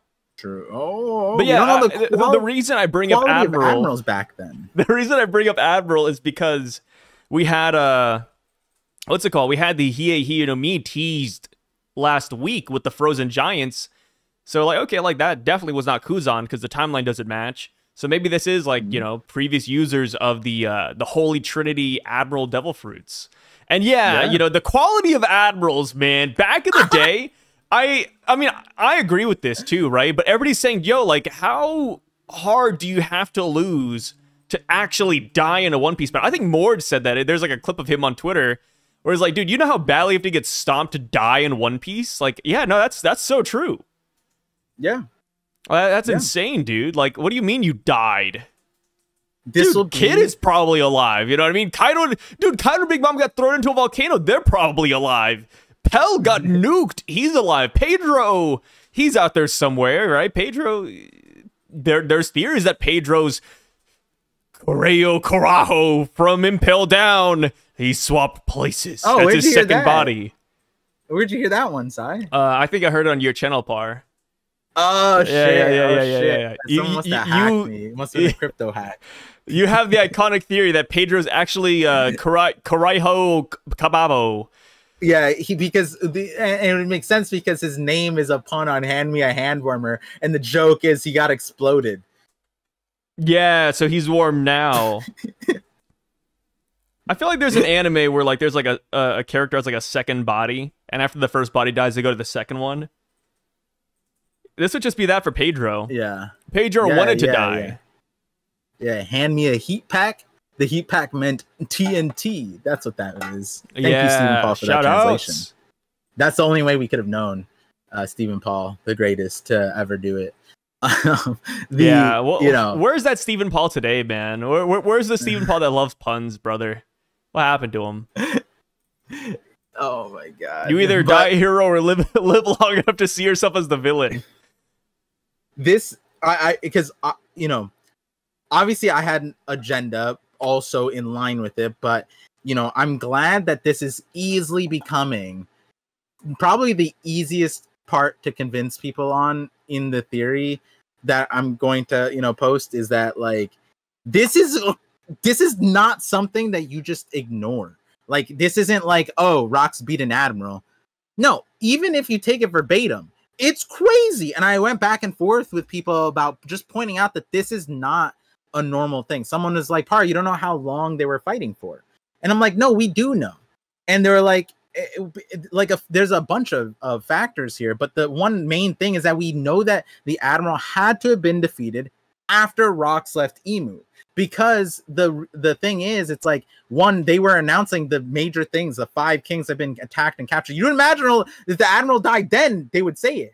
And also Rocks, like, clearly the guy was alive and he didn't die yet, so like if Rocks had him, then he would be in the you know, hostage situation. I have 5 kings and an admiral hostage, right? Why would you just leave that out? But then also we know it's an abduction. They were taken by a large man dressed in black. So they already know, before we've seen Rocks in the room, we already know that Harald is accused of being like the person, and they're chasing after him, which unless like Harald has been on fire and running for mad long, like the duration of like an Admiral Rocks fight, then like this has to be like a short amount of time. It has to be a short amount of time, and that's like supported by the dialogue.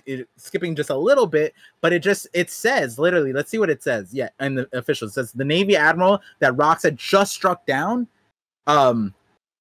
perished of his wounds. And basically, you know, to line up what TCB was saying, TCB said Rocks had taken down a Navy admiral just moments earlier, meaning just before he saw Harald, the admiral's taken down, which lines up with the dialogue that says the admiral has been defeated.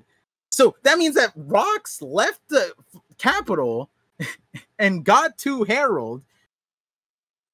And in between that time, that's when the admiral was defeated. Now, you could say that it took a long time. Okay, sure. Let's play that game.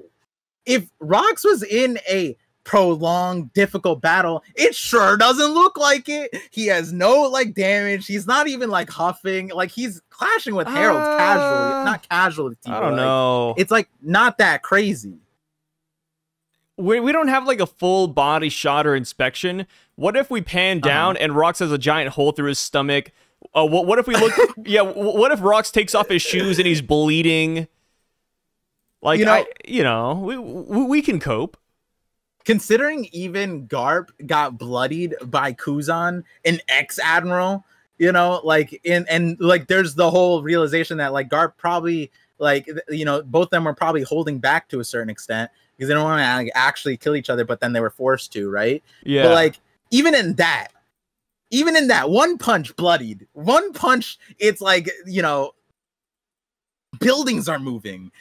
Like there's holes in the ground. Garp threw his beloved person through the ground, and it was like, I know he's good. I know he's alive. I can't diss the Admiral too much. I mean, he lost to like what, the top one of the series right now? Like, that's fair. Yeah. All I'm saying is that even the top one, Kaido, we wouldn't expect him to like just one hit any of the current admirals, even Green Bull. I'll throw Green Bull into this. Would it be reasonable to think that Green Bull would fight anybody there, right?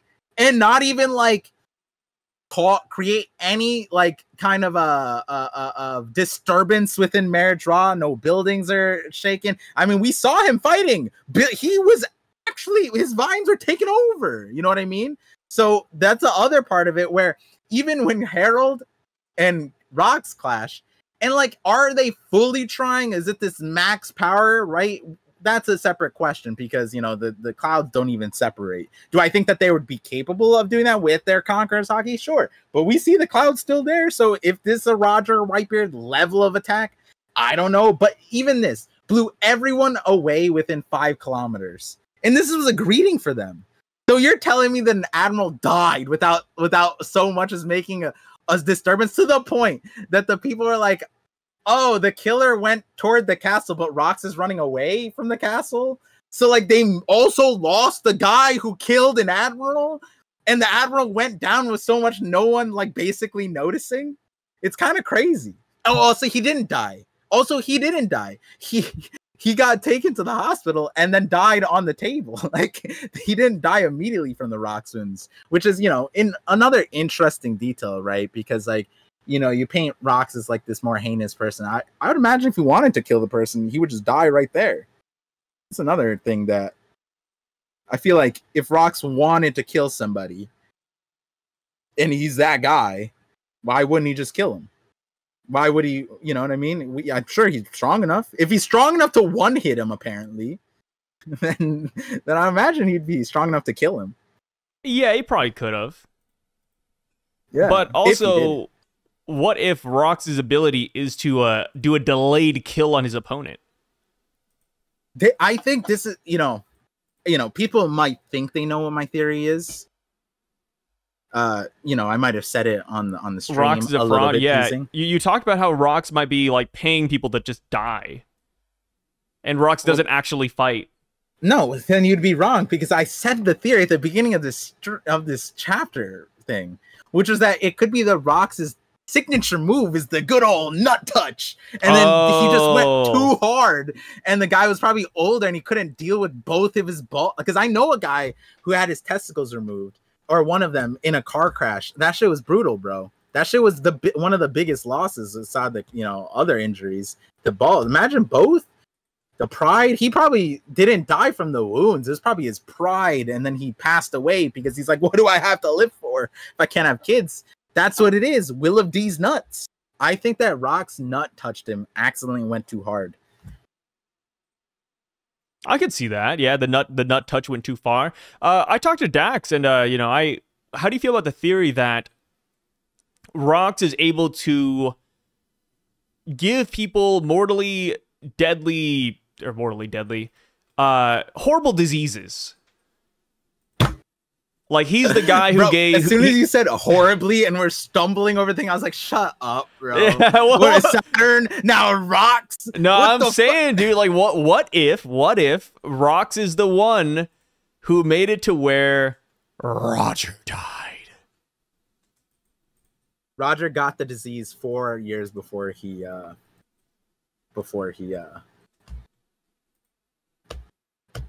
what, Par, got executed. They said he contracted. It's a delayed effect. Unless this is a 30, what would it be then? 20, 25 minus 4, 29, 38. A decade delayed disease trigger. Yes. Now you're seeing the vision. Like, why would he do it? I mean, I guess okay, so Roger's the only one at God Valley that got it? You know what I mean? That'd be so silly. Whitebeard also got it too. No, Par, you're forgetting Blackbeard made good on the deal because he is also Rox. You forgot that part. Come on. No. Put those two together. No. I'm just saying, Par, you're not seeing the vision. No, you know what? No. Actually, I'm seeing it. No. It is Rox, because then how does Whitebeard get sick eventually? He looked really good before he picked up orphaned Whitebeard, but then something suspicious happened. Once he got him, he started slowly descending 78 years later. Dude, you know how crazy it would be if we learned that Blackbeard's been poisoning Whitebeard the entire time? Yo, like, no, but like, there is a line where he goes, like, I believed in you, but you did. It was like you started getting old or some shit like that. I forget what the line was. Yeah, I remember Blackbeard saying that too. It was during Marineford. Yeah. Like, Whitebeard, like, just before Whitebeard throat grabbed him, he goes, it's like, it's my era, old man. And then he's like, what does he say? Thatch died, but so did Pops too. I respected and looked up to you more than anyone, but you got old. And it's like the irony of, like, if Rox was inside of him and he had this poison power, like, Rox is like, time to get him to set Blackbeard up. Because, it'd be like, oh my god, that'd actually be cracked. Because then, like, imagine Whitebeard wasn't, like, we know he's old, but the also thing is, like, you know, that's separation between him and Garp, right? Garp isn't sick. Whitebeard was dying here.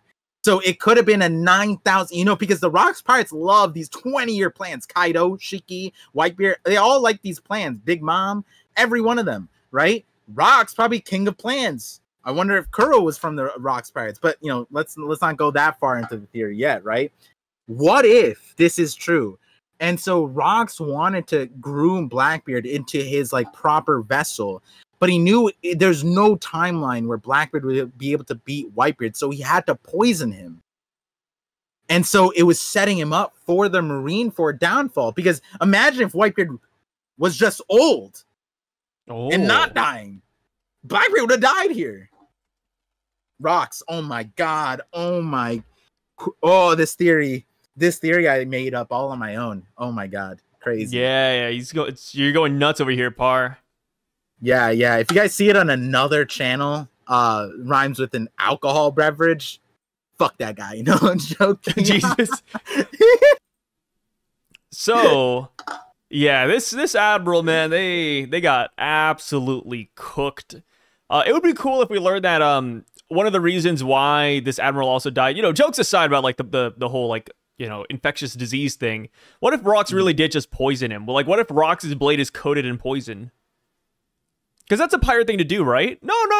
Like back when we were fighting, like, you know, You know, like No. 2,000 years ago, people used to like poop on weapons. Well, in One Piece they have that too. Crocodile did that, but and same with the people who fought Brooks people, right? The Rumbar pirates, poisoned weapons.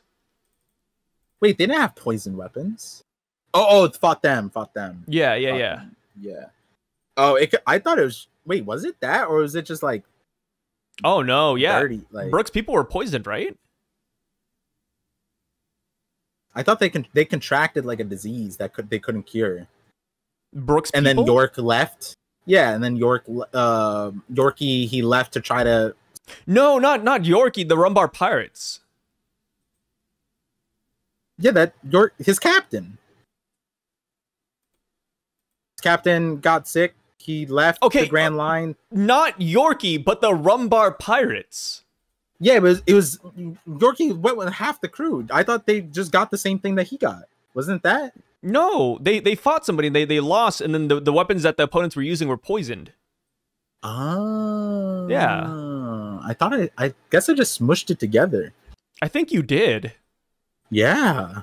Yeah, because I remember they fought somebody and lost. Yeah, okay. Like... So Yorkie left.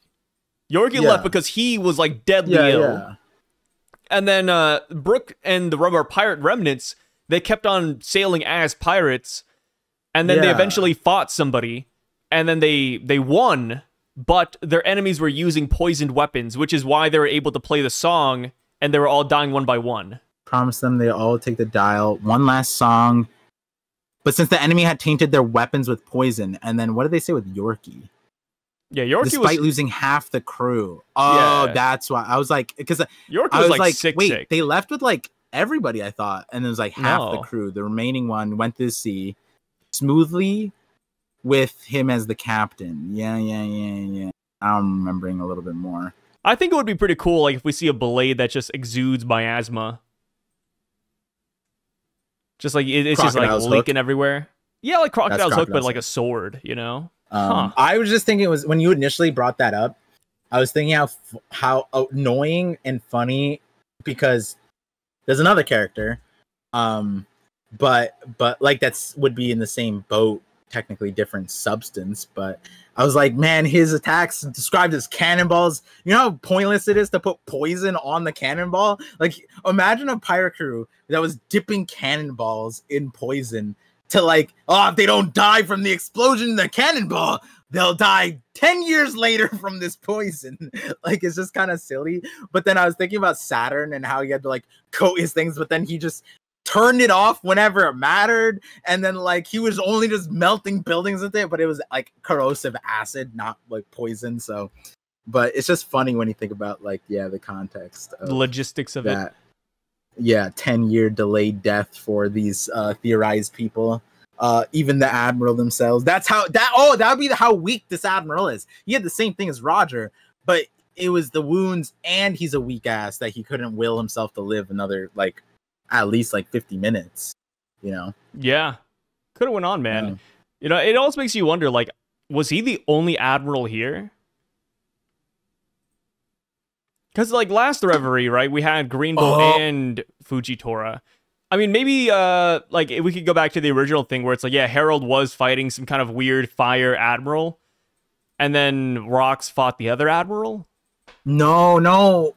Oh, my God. I was wrong. It all makes sense. Harald got set on fire. That was the admiral. Now, how would Rox be able to beat an admiral in one hit? Well, if it was... he just got after fighting Harald, and surely Harald wouldn't just be caught on fire and just not do anything. Maybe the admiral got like, you know, he didn't realize how fast Harald would move, because they just thought he was a kidnapper. They didn't realize he's one of the strongest people in the verse. So maybe the admiral accidentally got like swatted or like a huge amount of damage from Harald, who we see clashing with the Rox. So it wasn't a one hit. At minimum, it would probably be a 2-hit, Harald and Rox. Like, imagine if you put an admiral in between the clash right here between Harald and Rox, and both their blades touch the admiral. That person would probably get severely wounded to death. You know what I mean? I think that's what it is. Could be cooking there. Yeah, the admiral who died to Rox it wasn't because like, you know, Rocks, you know, snuck him or is so weak. No, that'd be silly. No, it makes sense. He fought the other strongest guy in the verse. Yeah, there we go.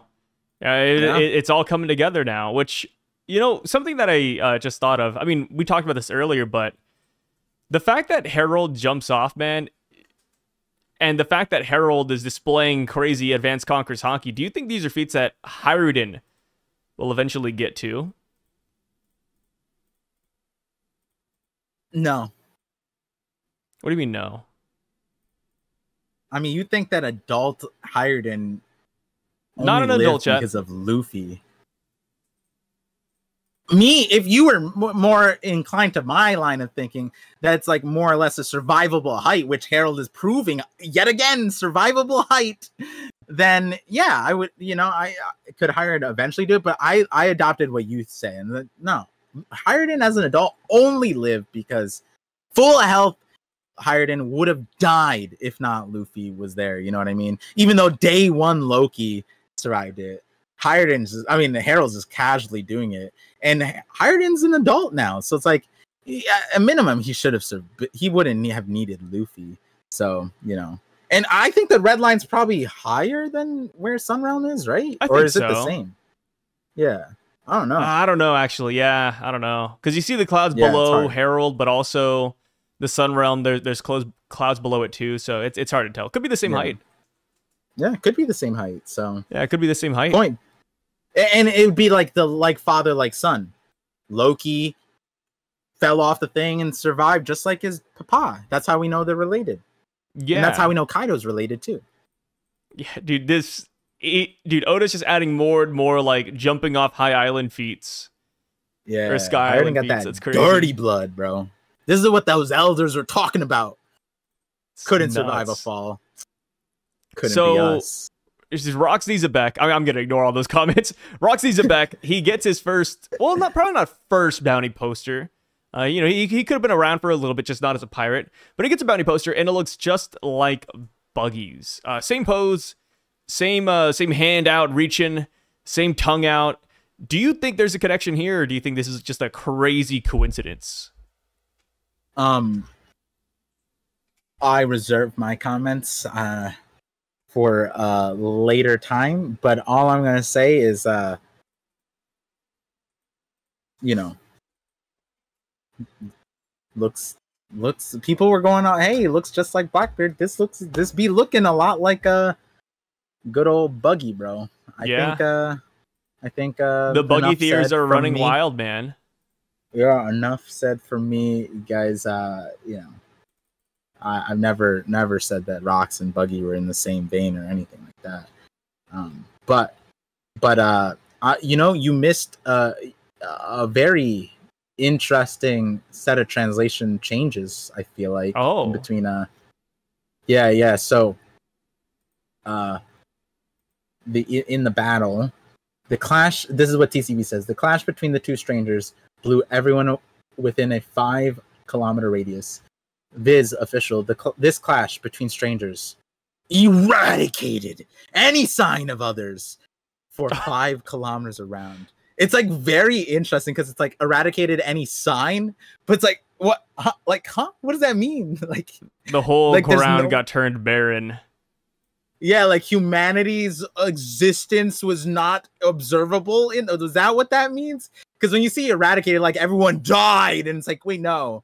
But then blew away, it's like they made it like everyone blew away, but it makes it sound like they created like a crater, like a meteor crater in the ground, which, you know, could be. It's just, you know, as far as what we're looking at, it looks like the wind clear, like you see it, you don't see like a indentation in the ground or anything like that. So it is a cool translation. But next to that, you know, the vohaha, state your name, that part, all same. But then Rocks in the TCB says, I'm Rocks. Angle your next strike towards the town. They'll enslave you if you get caught. And then Rocks here in the officials, and it's not too different, but it is interesting. I'm Rocks. Aim at the town with the next blow, which is like, you know, like don't, because angle your next strike, it kind of sounds like next time we clash or something like that, like we'll make it so that it blows these towns away, right? Versus here, it's like, no, let's both just stop fighting. You aim that way. But anyways, point is, next line, if they capture us, they'll turn you into a slave. Huh, interesting. Separating him, he wouldn't be a slave. But he's also saying, if they capture us, I'm like, damn, Rox here is like, if you don't do this, we'll get caught. And I'm like, I didn't think that was in Rox's like purview. You know what I mean? I feel like Rox was giving him advice in the first one. They'll enslave you if you get caught. And the second one's like, we need to work together because if they capture us, you'll be a slave. And then it's like, huh, that's a little different than that one. I think the TCB one makes some sense, but the other one is also interesting, you know? Yeah. Interesting translations here. Yeah. I do like how quickly they became friends. Yeah. Any dude who has a sword fight with another, like there's some camaraderie there to do that, to get especially to that with stage, that right? no contact clash too. The no contact clash is so difficult. That's the peak bromance right there. Yeah, it's a high diff feat. Yeah. I can't wait to see Hired pull that off. Except I'm surprised that O didn't have them split the clouds. I think in like the volumes that'll be corrected. I'm assuming they split the clouds, honestly. No, they didn't. It's right there. You see the clash and the clouds are perfectly fine. Yeah. No perturbance. But the thing is that no they're so high up. Maybe the clouds below them split. I'll just take that. Oh, these clouds, because they're higher up, they're conquering the other clouds. Yeah. So these also, they're conquer hockey clouds. That makes sense. I'll just go. It's just funny that anytime we've seen a view of a clash in a similar vein, we get the same, zoomed out view, and clouds are clashing no matter the time. And it's kind of, the clouds are kind of like, looks like these two dudes had a normal clash that's very different than what happened with Kaido and Luffy and Whitebeard and Roger. Yeah, it's like a small detail. And then plus splitting the sky is a small detail. No, it's like a small detail that they could have forgotten, or it's just I'm not too. That's hung what I up said. on it. I think it'll be correct in the volume. They probably just forgot it. Yeah, or it's just the clouds below. Yeah, or maybe time has passed. Time could have passed, and then the clash is literally that we see the exact the thing. It's right there. No, that's the second clash. The second clash didn't do it. These are the fastest clouds in the West. Yeah, they came back. They split. They came back and they're fast. like, quick guys, get back together. Think about it like this, keep Par. our appearance. Think about it like this. Imagine that in the Holy Land, the clouds are just built different. No. Like, you ever play like a video game, which you don't do often. You only play TFT. Imagine you're playing like an RPG, and it's like, you enter this area, like, warning, terrain level 50. Like, that's what this is. Like, the clouds, it's chilling. They would only split due to Emu and Joy Boy. I'm actually, there's two things now. Now, these are so far-fetched in terms of at this rate, I'll never get to a video that will reference this. So I'll just say it here. There's two things. And I'm going to say the crazier one first. Or not crazier. More of a joke, but like, maybe. Maybe if we think that the world government... okay, let me start with the more meme one. Okay, Emu's here. Maybe it's that because they can't do that because Emu's here. And Emu has like some sort of like authority over the area where like the environment and some things like that are like not even memeing about the clouds and the Conquerors hockey. It just might be that like that's where Emu's presence is more noticeable. Now the second line, and it's not that different than the first, is that if we think that the world government has an ancient weapon and that one is Uranus, and we think that that's sky-based, maybe that's an acknowledgement that Uranus is here. You know what I mean? It could be something like that. These clouds are artificial. Yes. Okay, I was going to say, like, in Roto's thing, the drawing... boo-boo, got your ass! Yeah, the drawing on the ceiling. Maybe this is the moment, guys. This is the... is the world government is this actually above the red line? Imagine, or are they like inside the red line? Imagine we look up and Roto's looking down at them. Well, you know what? Now that I think about it, that wouldn't be too crazy of an idea that like they create the illusion that you go up the red line to get to where they are, which they would.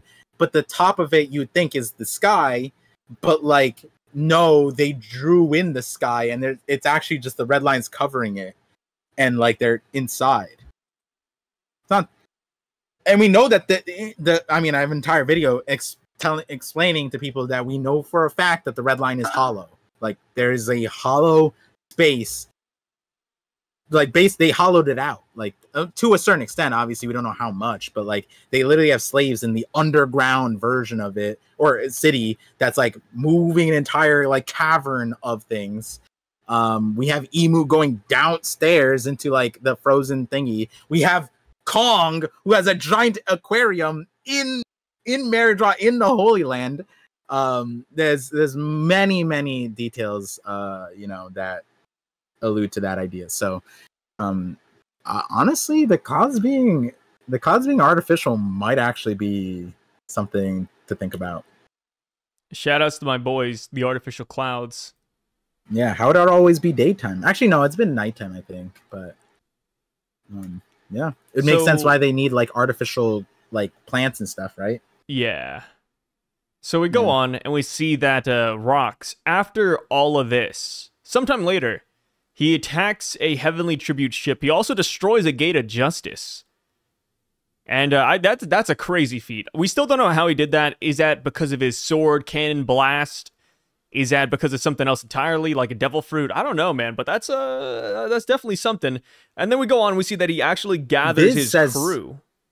Viz says the Gate of Justice. The Gate of Justice, the only one in existence? Yeah, either he forgot that there's 3, or he only did 1, like it's a singular? I think he just forgot that there's 3. Yeah. I think that's more reasonable. I mean, it's kind of... Yeah, because it's interesting because like the Gates of Justice, like that's the TCB, and it's very obviously plural. I feel like it'd be weird, because that's what I was thinking. It's like destroying 1 is already insane. That's insanity. But if it's like all of them, which even the Gate of Justice, then it's like reasonably the assumption would be that he means collectively. Like rocks going around, it's a huge amount of area. If he's imagine it's like insane 1 slash rocks halved all the things, and it's like Scopper's feet, but like on crack cocaine. And that's why when we got rocks introduced, there was a mountain that just split like passively. We don't even know if it was an active thing. It might have just been passive. When rocks is active, he can split the whole area of the Gates of Justice all in one go. That'd be kind of nuts. Mihawk would have to be. Oh, and that's why Oda had Mihawk cut the iceberg to show that this is what the greatest swordsman can do of the modern era. But if Mihawk was in the same era of rocks, let's just say it wouldn't be a question who would have that title. Well, we'll see about that. Yeah, I don't know. That was kind of good though. Come on. It was okay. So we see that it didn't sound convincing, Rox but I actually believed that. Actually garnered his entire crew, gathered them from Davy back fights. We see him going through pretty much all the Foxy games, right? The boat race. We also see that the head dunking challenge thingamabob. We also see the boxing too. He's like the old school version of Foxy. It's pretty cool. Yeah. Not just swords either. We see guns, we see axes, we see boxing gloves. It's versatile. He's a versatile guy. It's kind of like Luffy, right? Luffy's a swordsman on a good day. He also has an axe. That was the first move he ever invented, actually. Yeah. Oh no, yeah. Yeah. Just and he has worn boxing gloves as well. True. That's a big deal. Yeah. Huh. And as Luffy witnessed somebody getting their heads dunked, Yes, he did in Udon prison. Do you think we'll ever see like another Davy fight current day? Like Blackbeard's gonna be like, hey, I also am a Davy Jones enjoyer. Let's play Mugiwara, which I don't know. I feel like Blackbeard, he's a fighter, man. Like, I don't know if he'd actually participate in these games like his pops. I feel like what we learned of the Davy back fights from Foxy's thing is probably very different. In the theory, it was that, again, referencing what we talked about earlier, that the Davy back fights of the Void Century, or whenever it originated from, was probably much different than what Foxy had. And that could also reflect in, like, you know, following the rumors of the games. I'm not saying that this is the exact example, but it's kind of like how everybody plays Uno wrong. Apparently, like, any rule that you probably think Uno's played by is likely to be wrong. And that's not your fault, though, because apparently Uno's rules suck, because the actual game, like, they've said no to, like, everybody on how to play the game correctly. And then when they said the actual rules, it just sounds terrible. It's a good thing everybody created different versions, because, you know, that's how it be. But it's also like how some people play different card games a little bit differently. You know, there's different rules in some of these board games over time, you know, and then it's not until you go to a competitive chess tournament that you have to abide by the regulations, right? So, like, I feel like that would be what Foxy could have been doing, is, like, you know, he played games that definitely benefited himself, especially because that was the kind of character he was. He would choose the games. He would be, you know, he had his own referee. You know what I mean? Like, he was not playing fairly, which is another thing that, like, you know, as far as what the Davy back fights could be referencing historically in our world, that would line up with how that game got twisted later on by a character or a person that cheated in all things of the game. And I don't think that Rox would be the cheater. I think that Rox, being the worshipper of Davy Jones, probably was, like, the rule stickler, like in the sense of, like, he was playing as close to true as the game originally was, regardless of how much time there would be between Rox and Davy Jones, whether it was Void Century or now. I would imagine that Rox was playing the game by the rules, or the original intended way, which also lends itself to how or why all the pirates honored it.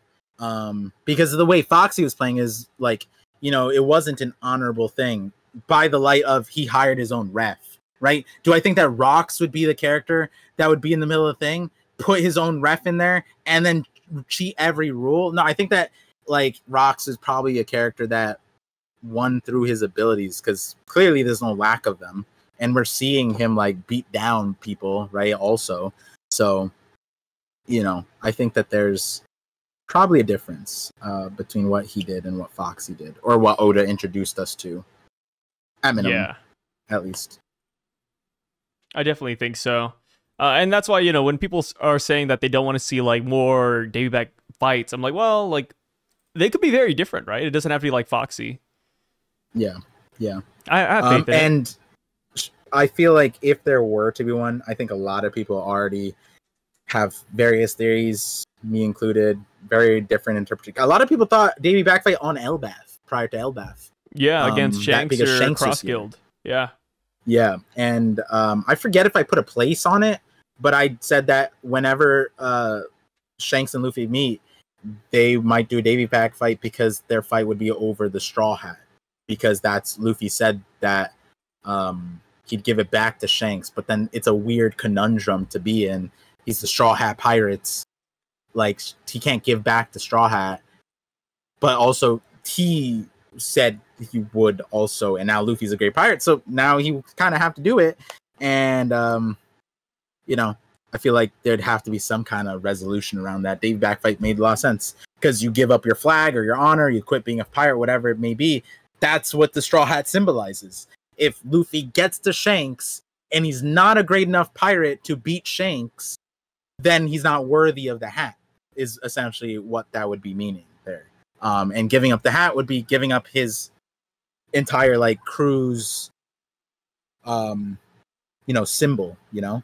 So, which would be kind of insane, right? yeah. Like, oh, Yeah, Luffy lost the straw hat. What is he? What is he now? What does he do? Yeah. Would you call him like the black-haired pirates at that point? The black-haired pirate, just Luffy, or the white-haired pirate? Ooh, because of Nika. Yeah, maybe that's it. The white-haired pirate is here. The Rubber Boys. The Rubber Boys? Yeah. The Stretch Gang. Ooh, the Stretch Gang. Yeah. That's not bad either. Yeah. The Stretch Gang pirates are here. Oh my god. Yeah, I think that's what it is. Yeah. Yep. The Nikas. They have arrived. What's up? That's crazy. No, it's just no, like if he can like Domi reverse his gang, like they'd be the Nikas. Like you got the Sun Warriors there, yeah. Yeah. The Nikas have arrived. It's crazy. And we see that the Rocks gang lands on Elbaf. We now cut back to quote present day in the flashback. King Harald also arrives and he's checking up on Loki, and Loki's like, wait, no way, my dad he came back for me? No, it's not possible. Yep. It's kind of funny, right? It's just one of those things, right? Harald isn't a bad guy. He just doesn't know too much about his son. If only he spent more time with them. If only he took Loki with him, man. I still stand by that. Yeah. So we go on, like and he says, you should stay away from the underworld. And it's like, you could do something about that. You know that, right? Yeah. Like, come on, Harald. Yeah, he doesn't even know that Loki threw himself off to end his life and was crying. Not because of the pain. It's because he couldn't die. Yeah, it's a little bit silly from King Harald here. Yeah. We also see that we have more members of the Rocks Pirates than just Shiki, Whitebeard, and Stussy. We also have Don Marlon, I think is how you pronounce it. We have Wang Ji as well as Gan Zui, and they talk about their plan to take over Hachinosu.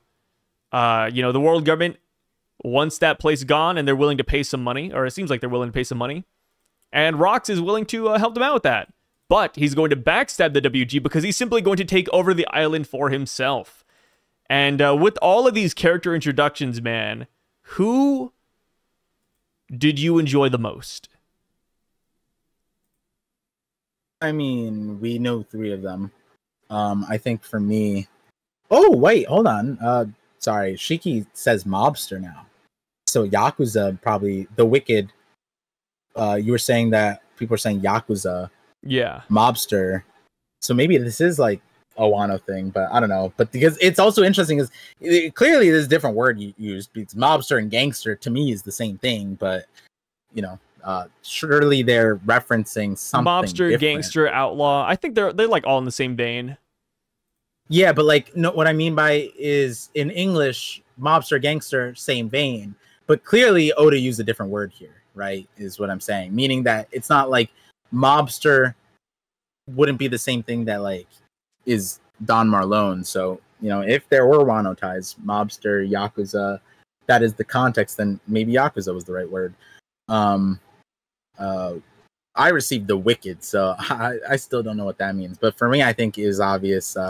Wang Jiu's, especially, I enjoyed him before, but then you came onto the stream and brought up the correlation with Caribou Korobu, and that added like 8 different layers in my mind, because I saw like vampire, I saw like lizard, I was like the King Seki Lelucia, like is it that, like is this guy like an actual vampire? But then also I received Pirate Prophet. Apparently the officials going Pirate Guru. Wang Ji, we know, is Rocky Port. So like this guy is one of the lurking legends technically. Who did Blackbeard defeat? And this is not a young looking guy. So there's some weight to whether or not he's a vampire. If he's a vampire, then Blackbeard probably. But I think Sai on the stream said that he is 4 years old right here. That is a Sai definite thing. Thomas Carbone, you can timestamp that one in the comments. But if he's not a vampire and he's not 4 years old here, he's likely like 80 or older, if not more, by the time Blackbeard needs Law and Kobe to assist him in taking Wang Zhi down post Gura Gura and Yami Yami, which I'm not even saying like trying to drop the feat, but I'm saying that that's kind of wild because we did see like a tired Blackbeard fending off Garp and Sengoku at Marineford.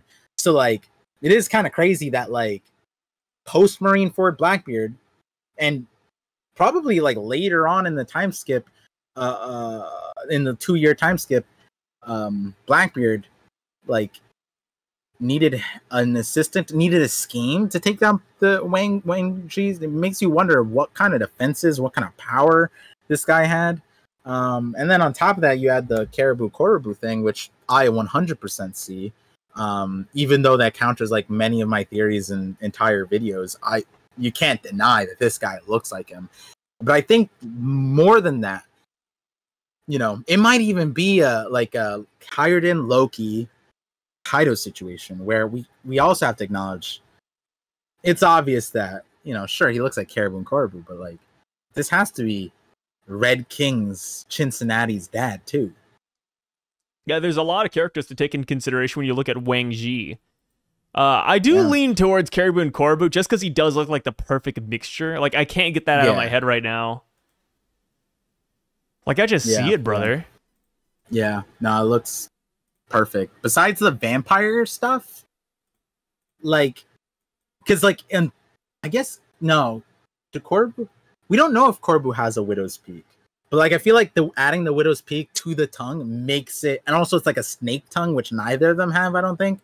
But the snake thing works because Korobu has like a lizard on his head, and we don't know what that's all about. But and then we know that Caribou has like, he doesn't have like the snake tongue like you said, but he has like a long tongue, so it kind of works. Yeah, so it's not like it's not like awful. It's not awful. He's also drooling. Yeah. Yeah, can't turn away the drool. Yeah, that's one of the main things as well. Yeah, you're right. You're right. Wait, no, that's actually really. Wait, you don't know why that's important? No, why is it important? Oh my God! No, bring it up. Bring it up, Par. Newbie, bro. Bring it up. Why is the drool important? Please enlighten me. Okay, like the thing is, did you forget what Caribou's known as? The blood splatter. Wet? No, that's Korobu. Oh, wet-haired Caribou. He's wet. Wet. Oda had to make him wet. Yeah, okay. Yeah. I thought you were gonna go back to that stupid giant line, like, oh, maybe this is the giant that spits on rocks. I thought that's where you were going with it. I was like, oh, here we go, another Parvision classic. Yeah. I can't believe my co-host. Actually, no, you're the host. Is forgot an epithet as crazy cracked as crazy cracked. Yeah, my bad. You know, epithets that are so scary, they just slip my mind, Par. It happens. Yeah. Why does his brother have a better epithet? Blood splatter? Yeah. Wet hair's not bad. It could be like wet hair because it's wet in the blood of his enemies. You know, maybe it's implied. I thought it's just because he has like the devil fruit and like it just makes when he acts and people are like, oh, he's a wet hair. But like that also doesn't make sense because I feel like they were like, oh my God, he has a devil fruit. I do want to add, you know, there's all been a lot, especially because of silhouettes. You know, in terms of we brought up the Impel Down guy, we have to bring up Caribou. There's been a long running, like, no, I wouldn't say large thing. I would say a lot of people at least saw it, but it doesn't really. Most people didn't even care about Caribou. It's just that every time Caribou continued to be relevant, it's like maybe there's something here. But you know, Caribou looks a little bit like Rox's silhouette. I'm not gonna say he looks like Rox still, but shares the same occupation. Oh, kidnapper? Yeah, Rox is he got a bounty kidnapping. Caribou, kidnapper. Coincidence? There's so many occupations on the sun. I mean, Bellamy now is a flag maker. Of all the occupations to give a guy who looks like Rox is now on Hachinosu. You know, with Blackbeard, the son of Rox. Yeah, it's a little bit suspicious. Yeah. If Wang Ji really is Caribou Corbu's dad, I think this could make sense as to why Caribou likes Blackbeard so much. Like, hey, you defeated my daddy. Yeah. Yeah. It could be that his dad told him about that too. The Will of D's nuts. Oh, sorry, Will of Davy Jones. Yeah, he's like, hey, like, there's this guy who used to fall back in the past named Rox D. Xebec. I heard he might have a son somewhere. Do you think Rox told any of these guys about his son? No. You don't think so? They're not like that? I know they don't have like that camaraderie, but still, like, maybe he's like, hey, like, just keep it in between us, but I have a kid. it just cannot be. And it's not because whether I like it or not. It's because if he told somebody and it wasn't Whitebeard, then then I would assume that Whitebeard also knows. But also, that would be terrible for Whitebeard. I don't want it to be worse than it already is. Not recognizing Blackbeard. I think Whitebeard recognized it. I think he recognized it. Okay. And if he recognized it, the guy made some crazy decisions, in my opinion. You know what I mean? Like, I feel like the way, because then it's like, oh, Whitebeard propping up Ace to be the Pirate King. It's like, damn, he had Rox's son and Roger's son, the enemy of his captain. He chose Roger instead of his own captain's son. That's an interesting one. You know what I mean? I mean, he definitely liked Roger more. Whitebeard? Yeah. How do you know that? I mean, just basing it off interactions. I mean, Whitebeard hasn't exactly spoken highly of Rox ever, but as far as Roger goes, in his dying breath, he's like, hey, you're not the man Roger's waiting for. Like, he didn't say, oh, you're not the man that your father thought you'd be. Like, like, he just always likes Roger more, dude. And then we have the whole thing where Whitebeard's drinking sake with Roger. We don't really see him drinking sake with Rox. Like, I don't think it's that crazy. Hold on. They're drinking sake right now. They're eating. Whitebeard's eating bread. No, Whitebeard's drinking from the goddamn gourd. Is he? Yeah, look at the group picture. No, that's a giant piece of bread. Whitebeard? Yeah. In the double spread, right? In the double spread where Rox has his arms out. Yeah, it's bread. Whitebeard is eating bread that's tied in the shape of a gourd. And liquids coming out of that bread. It's Japanese tied bread. You could have said it's a Panera bowl, Par. You've never been to Panera? It's a Panera bread bowl. No. Okay, so we have like Wang Ji eating meat. We have Ganzui eating grapes. And then, yeah, Whitebeard's eating bread in the back. Yep. You've never been to the bread aisle, Par? Yeah, come on, Par. That the next line? No, but also, like, the thing is, Harold like, Whitebeard's not like, he's not drinking with Rox, though. I mean, Rox is literally talking. They're not like, sharing from the same cup. I mean, after Whitebeard drinks after he drinks sake like that, I mean, is Rox really gonna sip it afterwards? I get it. I see what you're saying. You're saying that because Whitebeard shared a one-on-one drink with Roger, that makes him much closer to Roger than Rox. Like how we've never seen Whitebeard share a sake cup with any of the people on his crew, never one-on-one. In fact, he made his crew watch and sit while he did it with Shanks, which means that he's much closer to Shanks than all the other crew, the rest of the crew. He made that's how it's high level of respect right there. Yeah. No, I could see it. I could see that as much as I can see that Whitebeard's eating bread or drinking bread. Yep. Hey, it's all right there. It's in front of your eyes, Part. Just open them.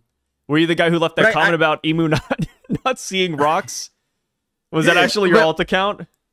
Yeah, that was me. You can't read backwards, Sai. But jokes aside, they say a line in this introduction. Shiki saying it, which I think it carries a lot of weight that Shiki saying it, because we do know Shiki. He's also higher up on the echelon, so that doesn't help or break what I'm about to say. But the Viz goes, follow this fool. Don't make me laugh. We're all individuals. If Rox dies, it won't affect the rest of us in the least. Like, do you think he's saying that in jest, or he's saying that ironically, or do you think like that's like applies to all of them? Like they actually just don't care about rocks. It's kind of more like what Sengoku said. Like they're here by obligation because the Davy backfight, because you're forced to switch crews or whatever. Like they're not regretting, but they're here not because they follow him. Yeah, I think that's true for the most part. I mean, I think it's like on a spectrum, right? Like Shiki is 100% he does not care about rocks.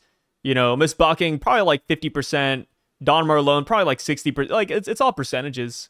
Everybody's so a little bit where different, would you put Whitebeard then? Whitebeard? I'd say he's. Do you think that he agrees with what Shiki's saying? Depends. I think it's all situational. Like if Rocks is like killing a kid, I'm assuming Whitebeard's like whoa, like now I don't care if you die. But I'm assuming like Rocks being neutral. Like I mean Whitebeard, he'll just base it off of Rock's character. Are you trying to go on the boat that like Whitebeard betrays Rocks? No. Because I wouldn't be shocked. Is that what people think?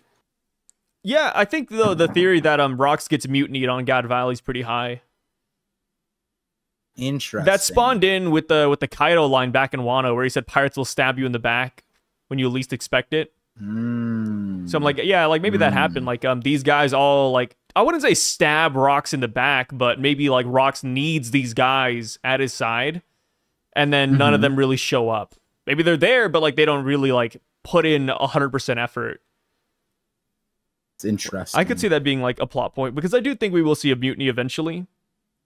I feel like it's about it's only a matter of time until we see a mutiny, in my opinion.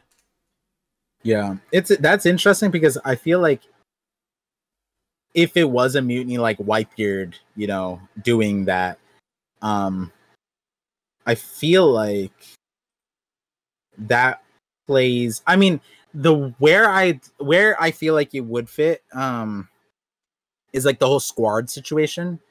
But Squad wasn't that like high up there, but he was high up there in trust and loyalty. And that was manipulated because that trust and loyalty felt abandoned, which is why Squad turned on Whitebeard, despite how loyal he was. It was because of how loyal he was that he also felt that betrayed also by what was happening. And so, it like that person's on Whitebeard's crew now. Is that like does that necessarily parallel what happened to on Rox's crew? Not necessarily. I could see a conversation where like Whitebeard betraying Rox for some agenda reward. It's interesting though because we know that before this Whitebeard, that Whitebeard literally was like asked why is he even doing this, and he's like family, right? So he's more or less wholesome. Makes it interesting why he would be like in mutiny against Rox. But I think like if Whitebeard did that, I feel like he'd garner Kaido coming to Marineford to kill Whitebeard.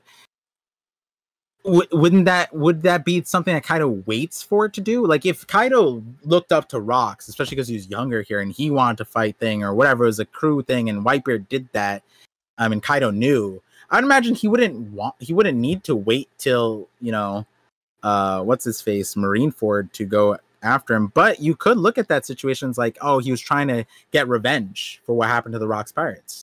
That was why he wanted to kill him then. It was his best opportunity. That could make sense. I could see that. Big Mom had the dialogues like, what happened back there, Kaido?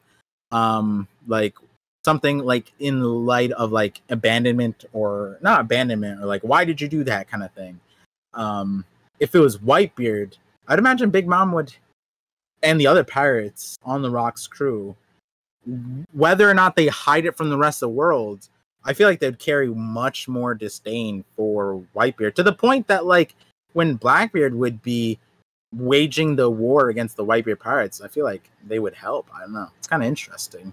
Yeah, I mean, even then, like with Kaido going to Marineford, we don't know who he was going to help. It kind of sounded like Kaido just wanted to fight anybody. No, it said Kaido went to intercept Whitebeard, but Shanks stopped him. It didn't say he was Oh. coming to Marineford. So he's just it gonna said fight intercept Whitebeard? him. Yeah, which is Huh. why they also contextually why they were surprised that Shanks showed up also, because they were all placed in the new world and he intercepted at least, and they're like, wait, they were just seen there a day ago. How are they here now? You know, it was a question mark with Whitebeard, but it was even more so with the Shanks situation. You know, because then it's like 2 for 2. And we know that Kaido went back, but Yeah. yeah. Interesting. So yeah, Whitebeard's he is the oddest man here. Whenever people talk about like, oh, morality, Whitebeard's like, people hold him to like a different standard. Which as far as Stussy goes, you know, she's known as the science robber. Why do you think she has that title already? Like, do you think she's going around to like Best Buy and just taking stuff? You know, is she stealing computers? Is this like Vegapunk's worst enemy before, you know, she joins Mads? Which makes it ironic that she has this title before Mads, because then why would Vegapunk want her there? But then maybe he used her. Maybe Vegapunk isn't as smart as we think. You know that West Blue scientist that he was referencing? Yeah. He didn't know that because he voluntarily got that information from him. It wasn't a published study. It was still in secret.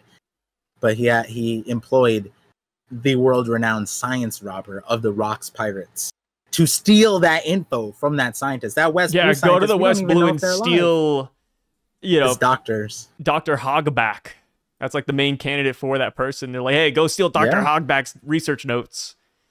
Hey, there might have been more than one reason why Hogback crashed out when he did and sought out the protection of a warlord, Moria. Yeah, shout out to Moria, man. To be robbed from again. Yeah, I mean, Moria's a great tie into this. So obviously, you know, the last one, Ganzoi, we've seen this guy before. He was at Moria's playhouse, Thriller Bark. He is the legendary golden zombie that everybody's been talking about for the past couple of years. Initially, we thought he was Wang Ji. That got debunked when we learned about God Valley. Or not God Valley. That got debunked when we learned about Rocky Port. Why did people think he was Wang Ji? People thought he was Wang Ji because when we got the God Valley flashback, I mean, obviously, we already knew that Wang Ji existed within the group. And then we got 2 panels of characters looking forward. This guy was one of them with the armor. And then we had another one who I forgot, like it was like the guy with the hat. And because we were missing Wang Ji and we were missing, I forgot, like the Silver Axe or something. Yeah, Silver Axe, yeah. Because we were missing those 2 characters and we had 2 silhouetted characters in that panel, we just people kind of just assume that, oh, that's Wang Ji, that's Silver Axe, or vice versa. Which I think is kind of fair. You know, like, hey, we have these 2 named characters, we have 2 silhouettes. It's got to be them, which we come to find out that was neither Wang Ji nor Silver Axe. It was actually Ganzui and Gil Bestar, which it's like, what the hell?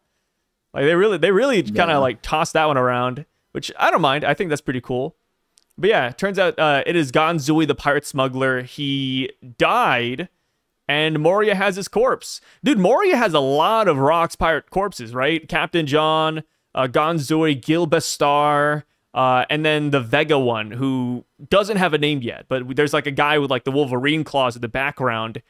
Don't know who he is, but he is present in Thriller Bark, and he's also present in God Valley. It's like, brother, Moria is going around really collecting these corpses, and I'm gonna say it right now, but he should still have these corpses too, right? They're zombies, so technically we could see them back in the story. I think that would be kind of interesting. Also, we don't know what happened to Wang Ji. Wang Ji could be alive and impaled down, could be captured, could be in prison, or could be dead. I think it'd be interesting if Wang Ji was dead, and Moria being, you know, last seen at Hachinosu, he's probably gone now. It would be interesting if Moria stole Wang Ji's corpse while he was there, and we could see zombie Wang Ji joining their ranks. Also, I'm looking at Dawn and Dusk on Twitter. They have a couple of clarifications as well. If you want to hear that out. Sure. Yeah. Lost in translation. Golden Lion Shiki has been given the title in this chapter, Gokudo.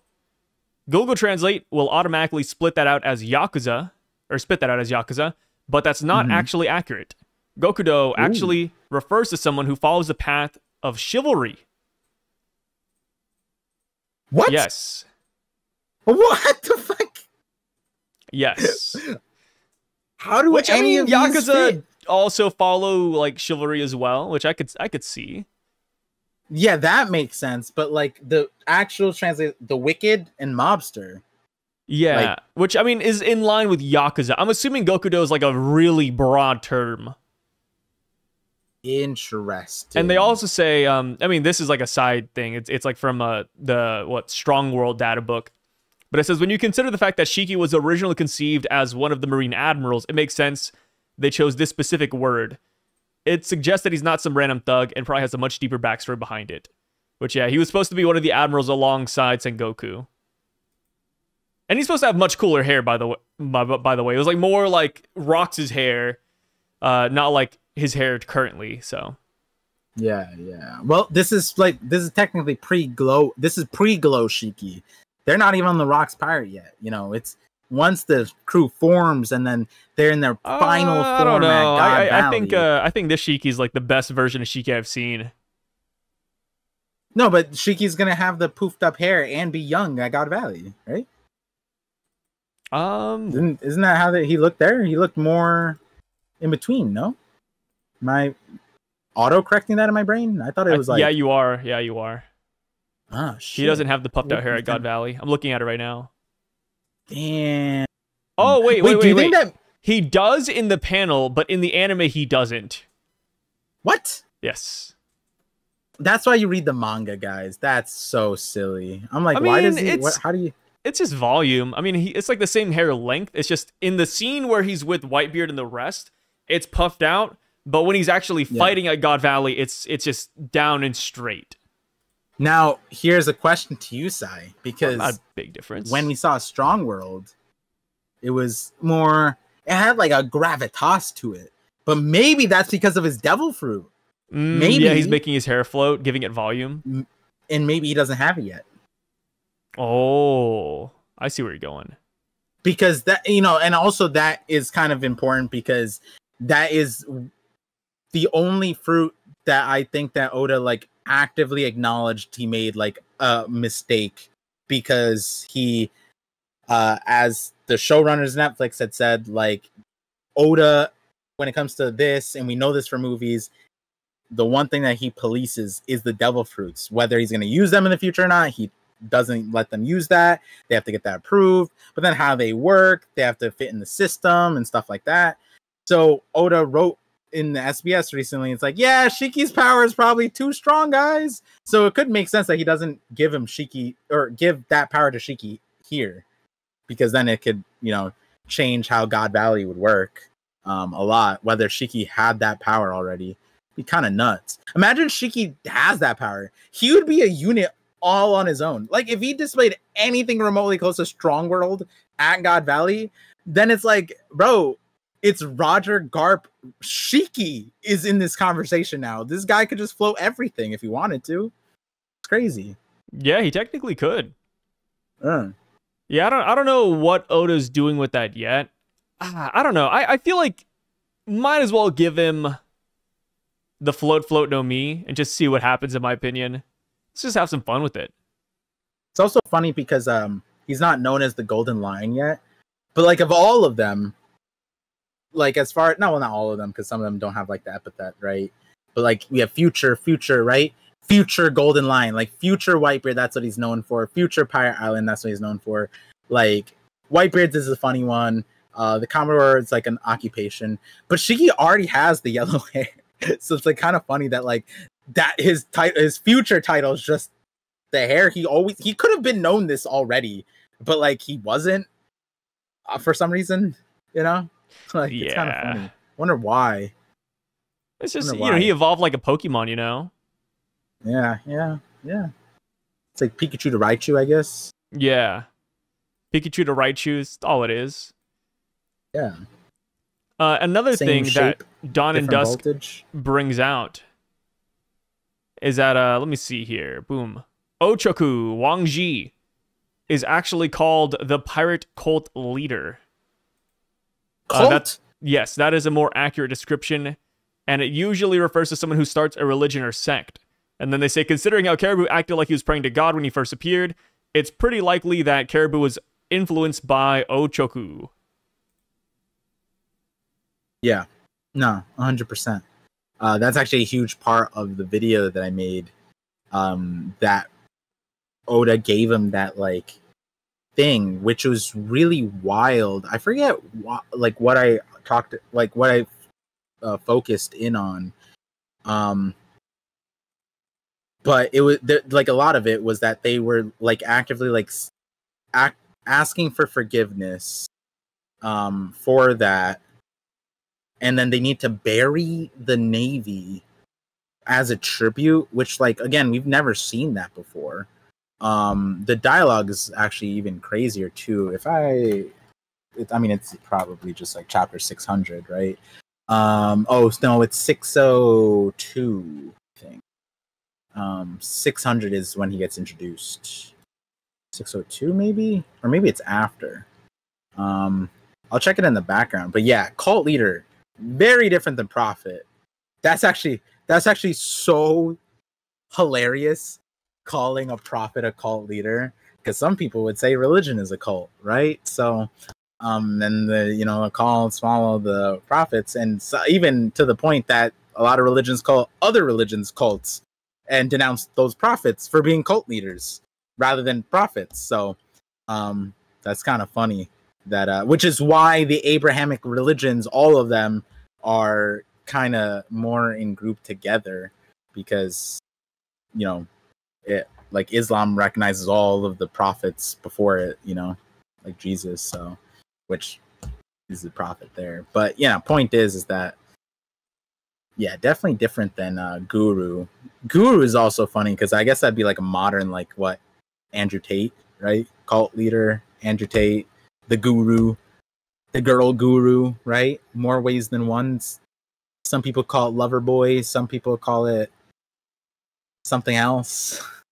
Yeah, when I think of Guru, I just think of Tay. It was like this guy. Hey? Yeah, it was this guy. Ty Lopez? Yeah, Ty Lopez. There we go. Yeah. Hey. Think of like Ty Lopez. Is that how I'm supposed to pronounce it? Tay? No, I just don't know. I don't remember that guy too much. Yeah, if you guys remember Ty Lopez, I was like, is that the Chinese pronunciation? Silly courses out there. Yeah. I mean, hey, the other guy did that too. Oh, they both have the Tay in there. Tay Lopez. That's probably why you thought it. So for Wang Ji, it's kind of interesting because, like, 42 years later, he goes on to fight Blackbeard, like you said, and everybody else. And it's like, dude, what can this guy actually do? Do you think he's actually really powerful? I mean, he's like a Yonko caliber character at that point. I mean, that's what put Blackbeard on the map, essentially, or not on the map, but that's what made him one of the emperors, I would assume. Yeah, I think he has to be strong. I think all the rocks. I think these guys are all really strong. Yeah, for sure. And the more I'm learning about this guy, or the more that we theorize, the stronger he gets, which is like not how all theories go, but this one, it's kind of, he has a lot of very valid data points. I feel like with the Rocky Port situation, it would be so silly if he wasn't strong. It'd be so silly. Like, at that point, like, why would Blackbeard need Kobe or Law there? Which, I mean, obviously they showed up by happenstance, but at the same time, like, Blackbeard showed a lot of camaraderie with Kobe back on Amazon Lily. He even calls him, "Hey, hero Kobe, you did me a solid" back on Hachinosu. Like, he literally says that verbatim. Because I know some people are saying that Kobe didn't do anything. I've seen a lot of that take recently. Like, oh, Kobe, he was just in the background. He was saving civilians. He was, picking people up. That's all Kobe did. I'm like, yeah, I'm sure he did. But you can't disregard the fact that Blackbeard himself is like, hey, Kobe, like, you really did, you helped me out there. So I was like, I don't think Blackbeard cares about civilians. So Kobe did fight. It might not be a strength feat. Yeah. But, it could be like a distraction. It could have been like Kobe went in for like one blow and saved Blackbeard. Like, we don't really know what happened exactly, right? We just have like the brief description of God Valley and like secondhand accounts. And then Law was there too, so it's like, man, like, Wang Ji is nuts. Especially the fact that was like an old Wang Ji too.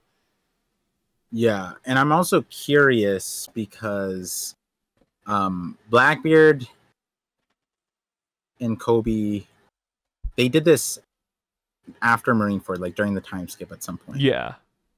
and we don't know.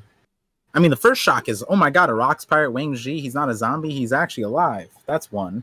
But then two is that we don't know how long he had been there, because that alone, I think, is a data point that has to be strong. Because I feel like, originally, theorizing, it's like, oh, maybe he was somebody who escaped impaled down during the time skip. That's just one version of it. But the overarching point would be in Whitebeard's vanishing, his void, he picked up Pirate Island. And so maybe it would make sense that he could only do it when Whitebeard wasn't there. But then it's like, did Whitebeard have Hachinosu? We don't know that. We don't know who was leading this. And, at least if you said he's an impel down, then you could say that's why he wasn't there. But again, we don't know prior to the time skip who had Hachinosu. And I would think that the Yonkos would kind of have some weight here. And if they didn't, then it would be in the line of like, they left this guy alone. Either Wang Ji was friendly with all of them and they're like, hey, just let me have this island, guys. Come on. Or he was strong enough where he's just like, hey, don't mess with me. And Whitebeard's like, yeah, guys, don't go there. Like, I think it's a little bit of both. We don't even deal with slaves. Big Mom, if I pay you some money for food, can you just like not? And then Kaido's like just stuck on Wano anyway, so But Kaido, I feel like, would be kind of a person that might go there, but like he also had the least time of the crew to be there. But also for Kaido, like this is a former Nakama in a way, so maybe Kaido just wouldn't care at all. He's like, okay, I'm gonna leave this to my senpai, which sounds crazy, right? But I mean, technically, Wang Ji would be Kaido's superior. Yeah, that is true. That could make sense for Kaido. Big Mom and Whitebeard, though, I feel like if they're reigning Yonkos, if not them, like Shanks would take it. I feel like it'd have to be claimed. I feel like the only person that'd want to claim it is just Shanks. But even then, it's like, for what reason? I do feel like Wang Ji is like that. He's like Epstein, right? Like he's just everybody's friend, and it's like, yeah, they're gonna cover for him. They're not gonna fight this guy. He's just there existing. No, but Whitebeard was also that way too. Whitebeard was actively stopping the slave trade. That was the one rule that they had, and this was a major slave trade thing. So that's why it's also interesting, because I think we know Oda did say that there was a boat. No. That, I think maybe that was a theory. I forget, like a boat of slaves or whatever. But we know that at least with Blackbeard's situation, there were slaves there, right? So that's where it's interesting, where it's Whitebeard. I believe it was like with the Ace thing that they could, like, slaves were the big no-no, the big taboo. And Whitebeard was actively going against that, which I think is also reflected by the Odin flashback, because Karma, the fisherman person who had Toki, was a slave trader. And then he got flipped by Whitebeard and stopped slave trading because Whitebeard said no to that. So it would be his prerogative, actually, to have not just Hachinosu, but also at Fishman Island. Hey, Fishman Island being the larger source and desire for, slaves, he claimed it to stop that. He was actually actively putting his reputation in the crux of the world for slave trade and stopping it. So I imagine Hachinosu would be a point of contention for unless Whitebeard even is just like, hey, like, it's my former comrade, I want to fight this guy right now. I'll let it slide. No, that's what I'm saying. If it's like, if someone is going against Whitebeard, they either have to be strong enough to be like not worth like wasting resources, which would put him pretty high up. Even a sick Whitebeard, you know what I mean? Like, yeah. I think all roads for me just lead to that. Wang Ji most likely was insanely strong. Obviously not top echelon, but like decent enough. You could consider him as like a fifth Yonko. Yeah, like strong enough to get the respect of the rest, for sure. You know what I mean? Like, do I think, you know what? Like, do I think that him versus King, like, I think Wang Ji would beat King. Yeah. So yeah, that's where Wang Ji would beat King. That might be hard for a lot of people to naturally gravitate to, honestly. But I feel like I naturally am leaning towards that. Like King would not be able to take on. Like when you think about it, right? The accolades, the medals, the honorifics, not honor. Okay, these are just horrible examples. Everything that the reputation. Yes, the repertoire. Everything that they got out of defeating Wang Ji was crazy. Blackbeard became a Yonko, Kobe became the hero of the Marines, and Law became a warlord. Dude, what? Like 3 insane step-ups from defeating this guy. He's like a raid boss. He's a raid boss. Whether in jest or whether it's serious, to have a Yonko thank somebody for participation, like at minimum, that means that they needed help, right? Like it wasn't there was some involvement from other there. And then you add that Law was there. Like I can't imagine a pushover with like Law. Like Law's power is like, if you're memeing, you're dead. Like you can't be memeing around Law. You're either serious or you're not. And like look at all the things that Oda put Law against, right? He gave him the most absurd lifeline, like short-term goal. Like you need to dismantle Kaido's regime. Okay, thanks life. Thanks for putting me on the path towards that. That's really helpful. You know? Yeah, and then another thing too is that this is Blackbeard that won Scarred Shanks, right, without a Devil Fruit, and then this is Blackbeard with the Yami Yami, this is Blackbeard with the Gura Gura, this is Blackbeard after getting, people are saying, people are saying, oh, Blackbeard's crew wasn't there, which is odd. I mean, I feel like Blackbeard's always with the gang, so it's like, like this is Wang Ji versus Blackbeard, potentially most of his crew, Kobe plus whatever Marines were with him at the time, maybe Helmeppo, and then Law and his crew. It's like, brother, Wang Ji is kind of him. Wang Ji is not, like the raid on Onigashima. Dude, give us the raid at Hachinosu. Yeah, we do want that. Yeah, so the fact that Blackbeard couldn't immediately stomp Wang Ji, I wonder if that means that he doesn't have a Devil Fruit. Or if Wang Ji was just so crazy. Yeah, his Devil Fruit is so insane that Blackbeard couldn't stop it. Blackbeard and Law, like 2 of the most anti-Devil Fruit powers that like are there, like we have Law multiple times negating Devil Fruits, whether through his power or through his smartness. Like if you are confronting Law with somebody like that, I guess it is time skip Law, so like there is that. So, but yeah, I feel like Wang Ji is gonna be like, it's weird though, because it's like there's Shiki, like there's Whitebeard, Shiki, Wang Ji, but is Wang Ji like closer here? Is Shiki higher up? Is Shiki? I'm not gonna lie, I think people put Shiki way too damn high, man. I think Shiki is high up there, but I'd almost put Wang Ji over Shiki. I'm not gonna lie. Well, given what we have, right? Like that, I would, you could see that. But then you have Shiki with the cannon feet that it took Sengoku and Garp to like stop him, take him down. You know what I mean? Because he was causing so much damage to Marineford. Where it's like, I feel like that feat alone made it. When people said, like they did the same for Wang Ji, like, yo, Wang Ji's here, send Garp and Sengoku.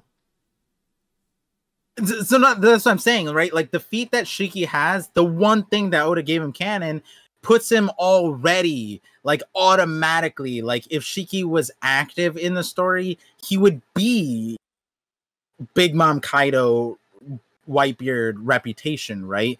Whereas Wang Ji, even with the feats that we have, it doesn't automatically get there.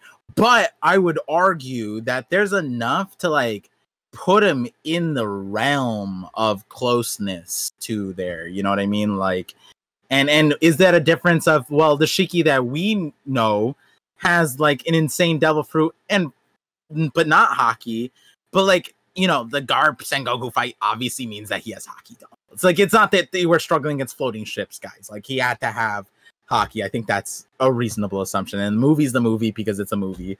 But, you know, now with Wang Ji, is it not that he's next to or above Shiki because he's missing the Devil Fruit or missing the hockey or a little bit of both, you know? Either way, I think that he has enough to be like, still send a Sengoku or still send a Garp, you know what I mean? Yeah. But I don't know if it's on the realm of send both of them to prevent mass casualty, right? Like, I don't know, I feel like man. maybe one I of them is so. enough. Nah, I think you send both just to be safe. I think Sengoku Garp dispatched for Whitebeard and Shiki, but maybe like one for Wang Ji, one for Don Marlon, or Big Mom at the time, right? Like at the time, this is a younger Big Mom, younger than these guys. So like Big Mom's still a threat, but I don't know if you need Sengoku and Garp for big, you know, Charlotte Linlin at the time. You know what I'm saying? Because if they were at this, especially at this point, if they were already here, God Valley is just like, what the fuck? You know what I mean? Why are we worried about rocks at that point? If he has multiple Avenger level threats like Wang Ji and Shiki and Whitebeard, and Oda doesn't nerf Shiki because he kind of did in the SBS, and he's gonna put Wang Ji up there, we gotta have like at that point Garling needs a twin. I think Garling also needs a twin, just miraculously appears to deal with the other half of the Rocks crew. Right? Like Garling is there to fight White. We at least know or think that he scarred Whitebeard. At that point, give him a Barling too. Like, or a Darling. Oh, twin sister for Garling. I'm not mad. That's a good one. Garling and Darling. Let's do it. I don't know, man. I look at Wang Ji and it's like, man, maybe Wang. You know, what'd be really cool if Wang Ji's fat folds like on his chin. If you said this, you're so unoriginal, bro. You see folds in the chin, you say the same thing. Cincinnati Red King. No. What is he hiding under the fold? What will unfold from the situation? No. What weapons is he gonna? Oh, what are you gonna say, huh? I was gonna say, you know, in lieu with what you were arguing about, with like, oh, like, you know, they need a twin or blah blah blah. What if he has like mini people come out of his chin, like so clones? Beige. Yeah, like beige. Yeah. Well, not like beige, because these are like actual clones. Like, what if you take the name Wang Ji, and then a guy pops in like, I'm W, and then another one says, I'm ANGZHI, and there's like 7 of this guy. I just thought of a very racist joke. You want to share it? It was like one clone is like there, and the guy kills him. You must be the real one, and he goes, "You must be Wong." See, get it? You're actually Wong. That'd be so good. I am Wong Z. This is so. Oh God. I'm the wrong Z. Yeah, it's like Paradox out of Yu-Gi-Oh. Yeah, no, like, what would you think about that? We need, like, a character that can, like, split into mini versions of themselves, like Tien from Dragon Ball. No, not like Tien. You reminded us of why Tien never again. Yeah, I reminded everybody why Tien is so effing lame. That's because Tien is one of the rare characters who can split into multiple clones or versions of himself, but his clones are a quarter of his strength. Or, you know, like, if Tien could split himself into 100 people, they would only have 1% of his strength, and they wouldn't be able to run, walk, or fight. So whenever Tien splits himself into 4, he's at 25% power. And they never fixed that. They never buffed it. That is the most recent showing. The most recent showing was during Dragon Ball Super, during the Tournament of Power. He splits into 4 versions of himself, runs towards a gunman, and they just get one shot. And it's just awful. And the only reason he splits into 4 is so that the gunman won't be able to find the real one. It's like, oh my god. Oh my god. But yeah, I mean, that's a good idea, right? We have Lao G, so maybe we split this guy into like different letters, like Wong W, Wong A. Yeah. See? You didn't see where I was going with my theory. Yeah. Yeah, you dismissed it too early, but now that you see this, now that you see the vision, you believe it, right? Oh yeah. Oh yeah. So Don Marlone, Capone's dad, family member, uncle, just a guy who's also part of the mafia. What do you think about that guy? This is me, and I could be alone on this island, like you know, like Gaimon, but I think he was one of the remnants of the Rocks Pirates, and he was one of the 5 families or something like that. And this was Beige's final boss of his backstory, because he's a gangster of the West Blue. And what I was saying in my thing, now I want to kind of see the raws, because in TCB it kept it consistent. All of those subtexts were all in a parentheses. And I was saying that the parentheses was meaning like how we knew them as. So the future Golden Line, we know him as Shiki as the Golden Line, not the mobster. Buckingham Stussy, that's how we knew her as, not Science Dropper Miss Buckin. Whitebeard is how we got introduced to him. Commodore of Pirate Island, that's how we learned about Wang Ji, because we knew his name, but we didn't know like if he was even alive. But when we found out he's alive, it was Commodore of the Pirate Island. And so I was thinking that stay consistent. Gangster of the West Blue would be someone we already knew, Gangster of West Blue, and we know that Beige wiped them all out and he became the ultimate father. And I like that. That was my initial thought or idea that I still like. And it's interesting because then it's like I literally just came from, oh, the OG members, they're all strong in their own right? But like when I mean that, it's like Stussy's strong, sure. Like CP9 Stussy isn't like, or CP0 Stussy isn't like insurmountable. Like she's not that insanely strong. Like yeah, like she's top of the verse, sure. Like I'm sure Don Marlone's probably pretty strong too. But maybe Beige, between schemes and strength, he beat him. I don't know. But I also like the idea because Beige is like the father, that Don Marlone is the godfather, and that's the allusion to him being the dad or something. I don't know, but I like my initial idea first. Yeah, it's not bad. Initially, I mean, like, we don't really know, right? Maybe Beige killed this guy. Maybe this guy mentored Beige. Maybe they're part of the same family, different family. Maybe Don Marlone is dead. Maybe this can be another Morio zombie that we see later, just, alongside Wang Ji if Wang Ji is dead. It's just too many unknowns, right? All we know for sure is that somehow, some way, he is connected to Beige. That is with full certainty. Yeah. Like, I mean, hell, Beige's uncle, stepdad, maybe he's still alive and he's literally like with Beige right now, which would be kind of crazy. Like, imagine we see Beige, and then Beige is like, oh, like imagine Beige is fighting somebody, and then Don Marlone is inside Beige, like, back in my day, we used to do it like this. Like, why don't you do the old kapukapa? And then Beige is like, all right, grandfather. Was that more racist than my Wang Si? No, it's Italian. Is that your impression of an Italian mobster? Yeah. I've never watched The Godfather. I don't think you need to watch The Godfather to know that's not how dude, Italian it's the sounds. same thing, dude. It's like when, people are like, oh, I don't know how to speak Chinese, ching chong, ching chong. It's like, no, it's no big deal. They understand. Yeah, but you also assume that he's Italian too, which is also another. What do you mean? Oh yeah, that's like a. If I see a guy with slanted eyes and yellow skin, I'm assuming he's Asian. I'm gonna call it how it is, brother. This guy's definitely Italian. It would be more like assuming an Asian guy with tattoos is in the Yakuza. He could be in the Triads. Yeah, he could be in the Triads too. I mean, shoot, dude. I mean, if I'm wrong, correct me, but it's just I call it how it is, brother. Yeah. I mean, there's no hatred in my heart, Par. I'm just, I'm just making these deductions as I see them. Yeah. I'm a straightforward guy. It could be that Beige even hits us with the, in the most pivotal moment when he realizes he can do nothing. He exposes that he is a worshipper of Don Marlone. Ooh, yeah. Does Beige have the same hat as Don Marlone? Maybe that's where he got the hat from.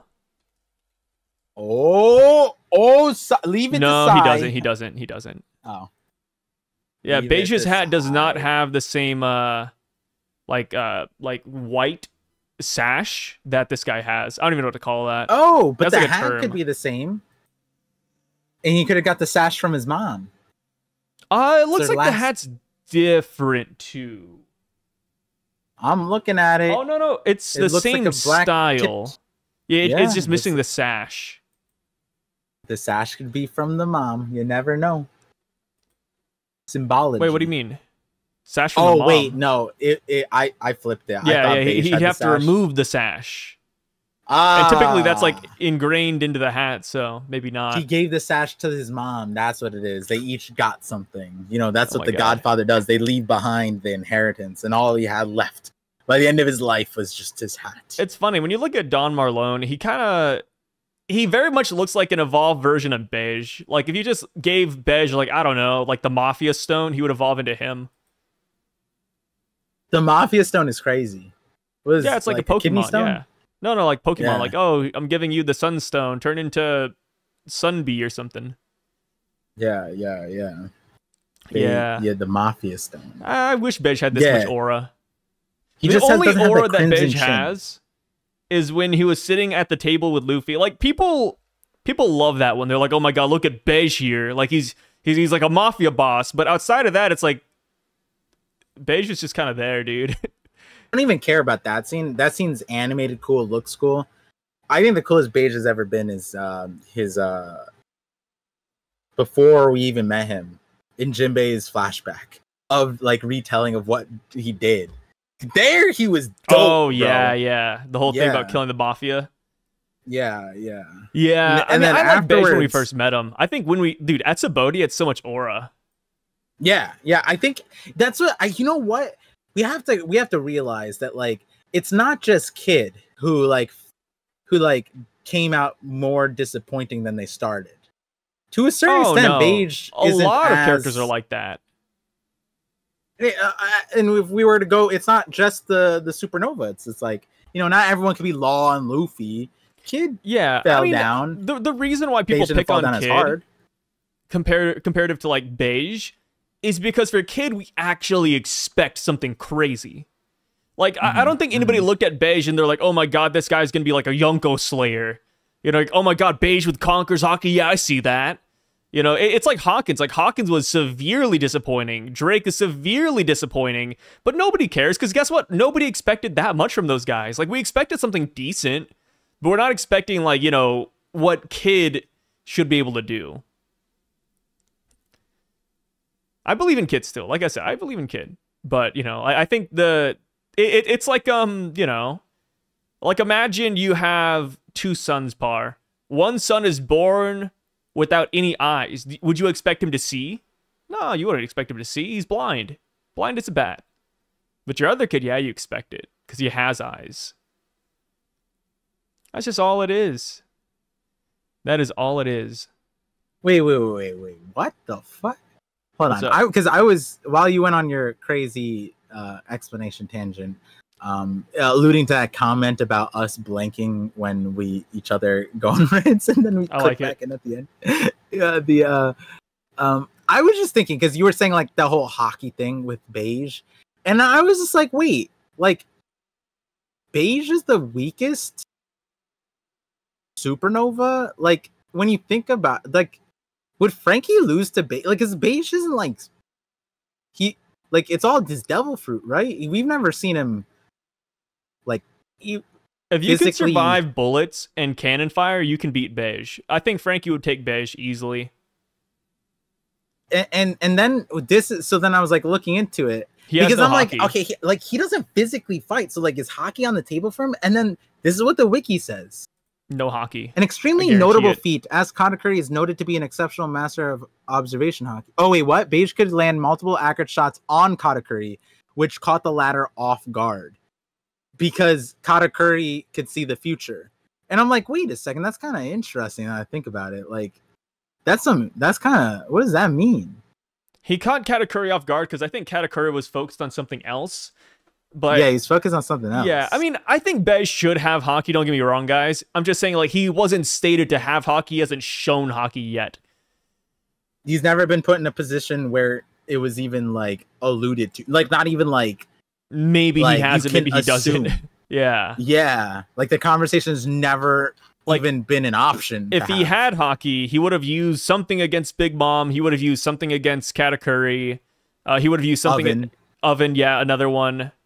Like, he had a lot of chances to use hockey. He just has not used it at all. And then plus, the Vivre cards say, or well, should I say, the Vivre cards don't say that he has hockey either, which is typically where we get like the weird confirmations, like Crocodile, right?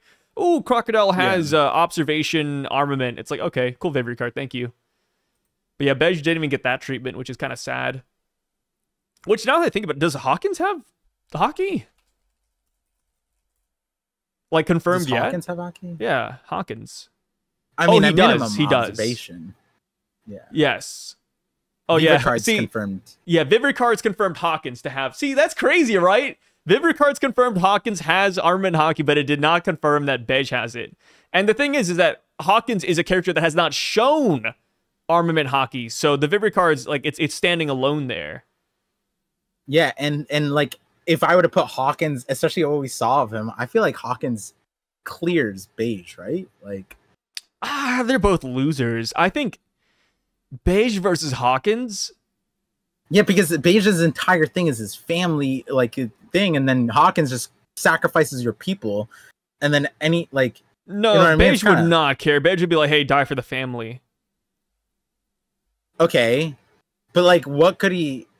I don't even know. But and then the giant straw thing, like, what does Bej do against that? No, but hear me out. Like, the thing with Hawkins is that he's a glass cannon. I mean, not even a glass cannon. He's just glass. Like, the minute you hit Hawkins once or you stab Hawkins, like, automatically one of his lives goes away. It's not like the lives are durable.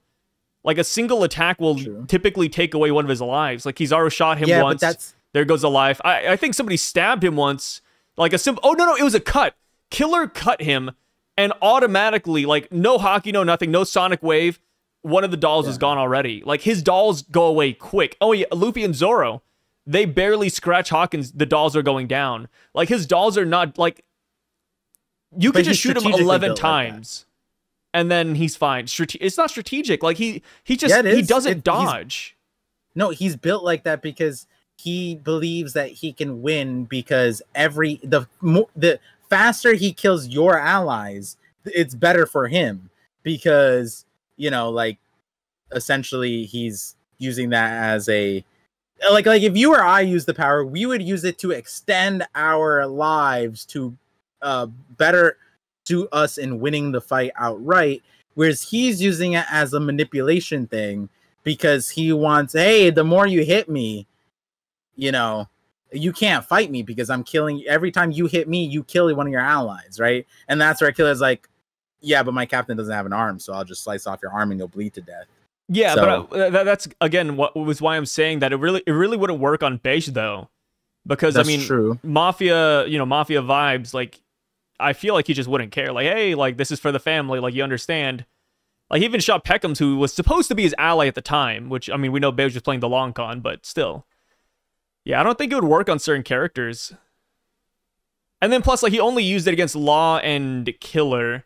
But when he was fighting Luffy and Zoro, and when he was fighting, like, other people, like, he just doesn't use the ability on, like, the opposing crews. What's up? Katakuri was not distracted. Was he not? Are you looking at the chapter? Yeah. Katakuri was shocked.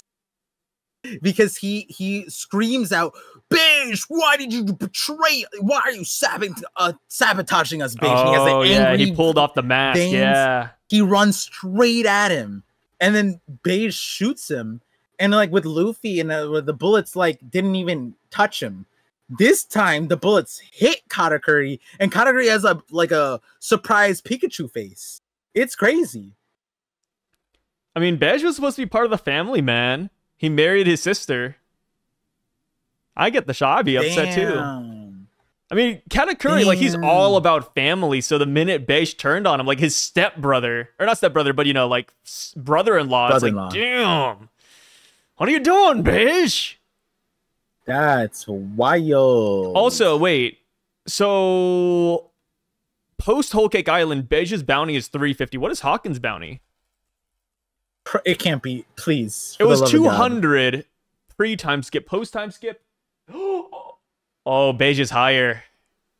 No way. Beige has a higher bounty than Hawkins. Post time skip Hawkins, he only has 320. Beige has 350. But we know why. It's because, like, we know that bounties are also contingent on who you lead, and Beige has notable people underneath him. Hawkins has nobody. His crew is literally sacrificial. So, you know, like, Beige is a little bit inflated by Gatling gun Gotti. You know, like, we had a whole cover story about his wedding. That's how important he is. Hawkins has no one like that. No, he has that black cat character. Mink. The what? Hawkins has that black cat mink. Yeah, but did that mink get a cover story? No, but that mink has the name of a demon. Like, literally one of the primordial demons, Faust. Okay, his parents were optimistic about what he'd offer the world. So what? Hawkins is also a magician in the same vein as Emu. Yeah, so Emu's on the side who writes the bounties. Why would Emu has a bounty of 0? Hawkins is deflation. Man, his flag is ugly. The Hawkins Pirates logo, it's disgusting looking. And we know how, like, Don Krieg, favorite character, his flag carried you know, a symbol of fear and whatever. So we know that the flag also will affect how, you know, the bounty number. It's like, oh, if you have an ugly flag, that's just not having good, like, thumbnail artists. You know, some people. Now. What? No, this not to you, Par. Not to you. To the people watching this video. No, don't pit them against me. Please, no. Don't pull it. Who is stronger? Beige or Hawkins? Who would you put your money on, damn it? I gotta know. Onigashima villain. I put it on Beige. And okay, if you're gonna do ally, if you're gonna do that, we're doing the Hawkins and Beige of today. Who wins? Wait, but Hawkins isn't alive to defend Let's say himself. Hawkins is alive. Let's say Hawkins is alive right now. Who wins? And, you know, obviously, you know, like, dude, One Piece characters are like freaking Dragon Ball Z characters. They get stupid Zenkai boosts after they like win or lose a battle. As long as they don't stop training, right? They always get stronger. It's all about who they last fought that really dictates everything. Yeah. And or not just who they last fought, but the experiences that we saw them have. Now, like, I get it. Beige, I just pointed out, it would be disingenuous for me to say that he didn't fight anyone like that notable, but he landed hits on Katakuri. He also, you know, tanked a lot of big mom attacks too in his big father mode. And you know, the thing about Hawkins though, he did fight the guy who beat Katakuri. You know what I'm saying? Luffy and Zoro. Hawkins was there. He was fighting Killer and Kid. I don't think Hawkins has any attacks that can really hurt Beige.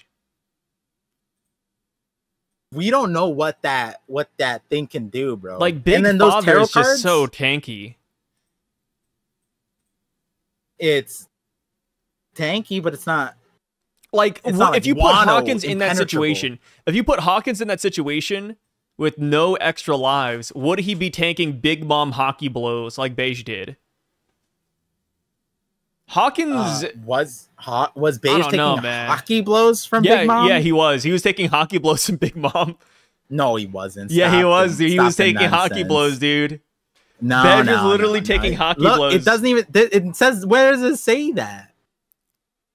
It doesn't say it in the wiki, I bet. But I mean, like, you can look at the chapter yourself, brother. Okay, tell me the chapter. Show me I'm not gonna show you the chapter. Why would I know this chapter off the top of my head? You're just making shit up. There's no hockey. I don't know the chapter off the top of my head. I'm not gonna go looking for this. But yeah, like, I'm looking at the major. Hey, I'm looking at the major battles. I'm done with your opinions. This is up to the audience. Pirates versus Big Mom, unseen. There's no Capone Beige and thing, but they list Capone Beige versus Katakuri. But they don't. If he fought Big Mom at any point, surely they list it. I mean, okay, look at his history though. Wait, I mean, just look through his like wiki thing, and then you'll find pictures of Beige tanking it. No, there. What? I'm there. I was on the thing first.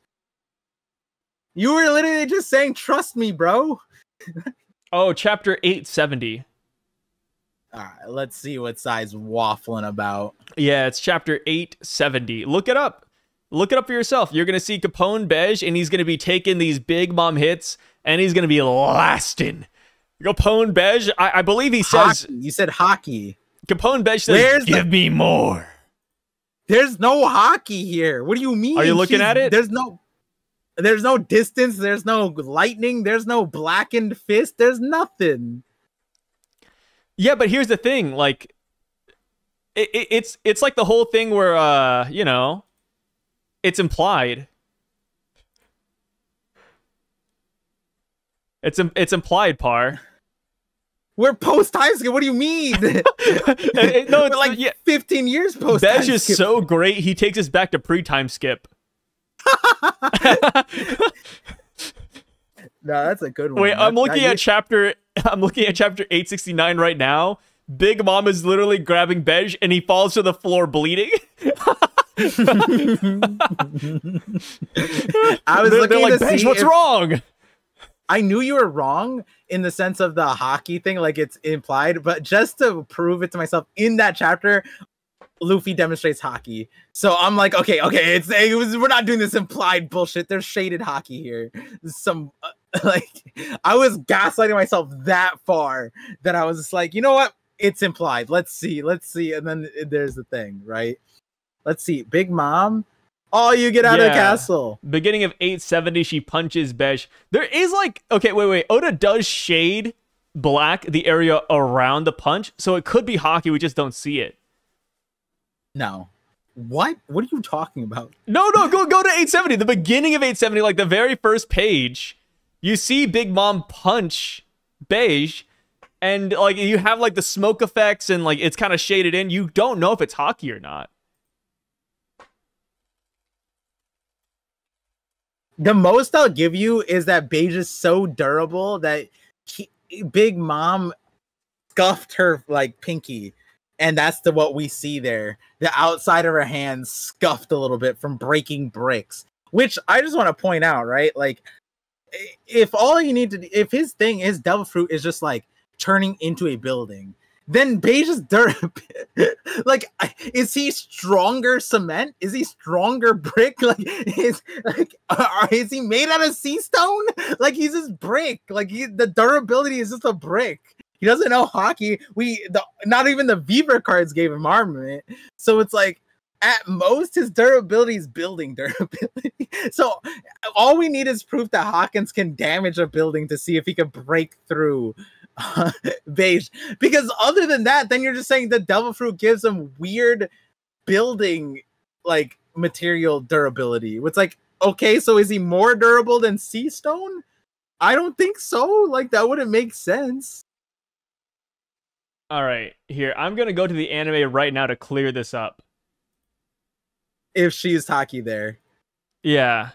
I'm gonna see this hockey blow, and it's gonna be insane. Okay, I'm there. Wait. Silence. Oh, wait.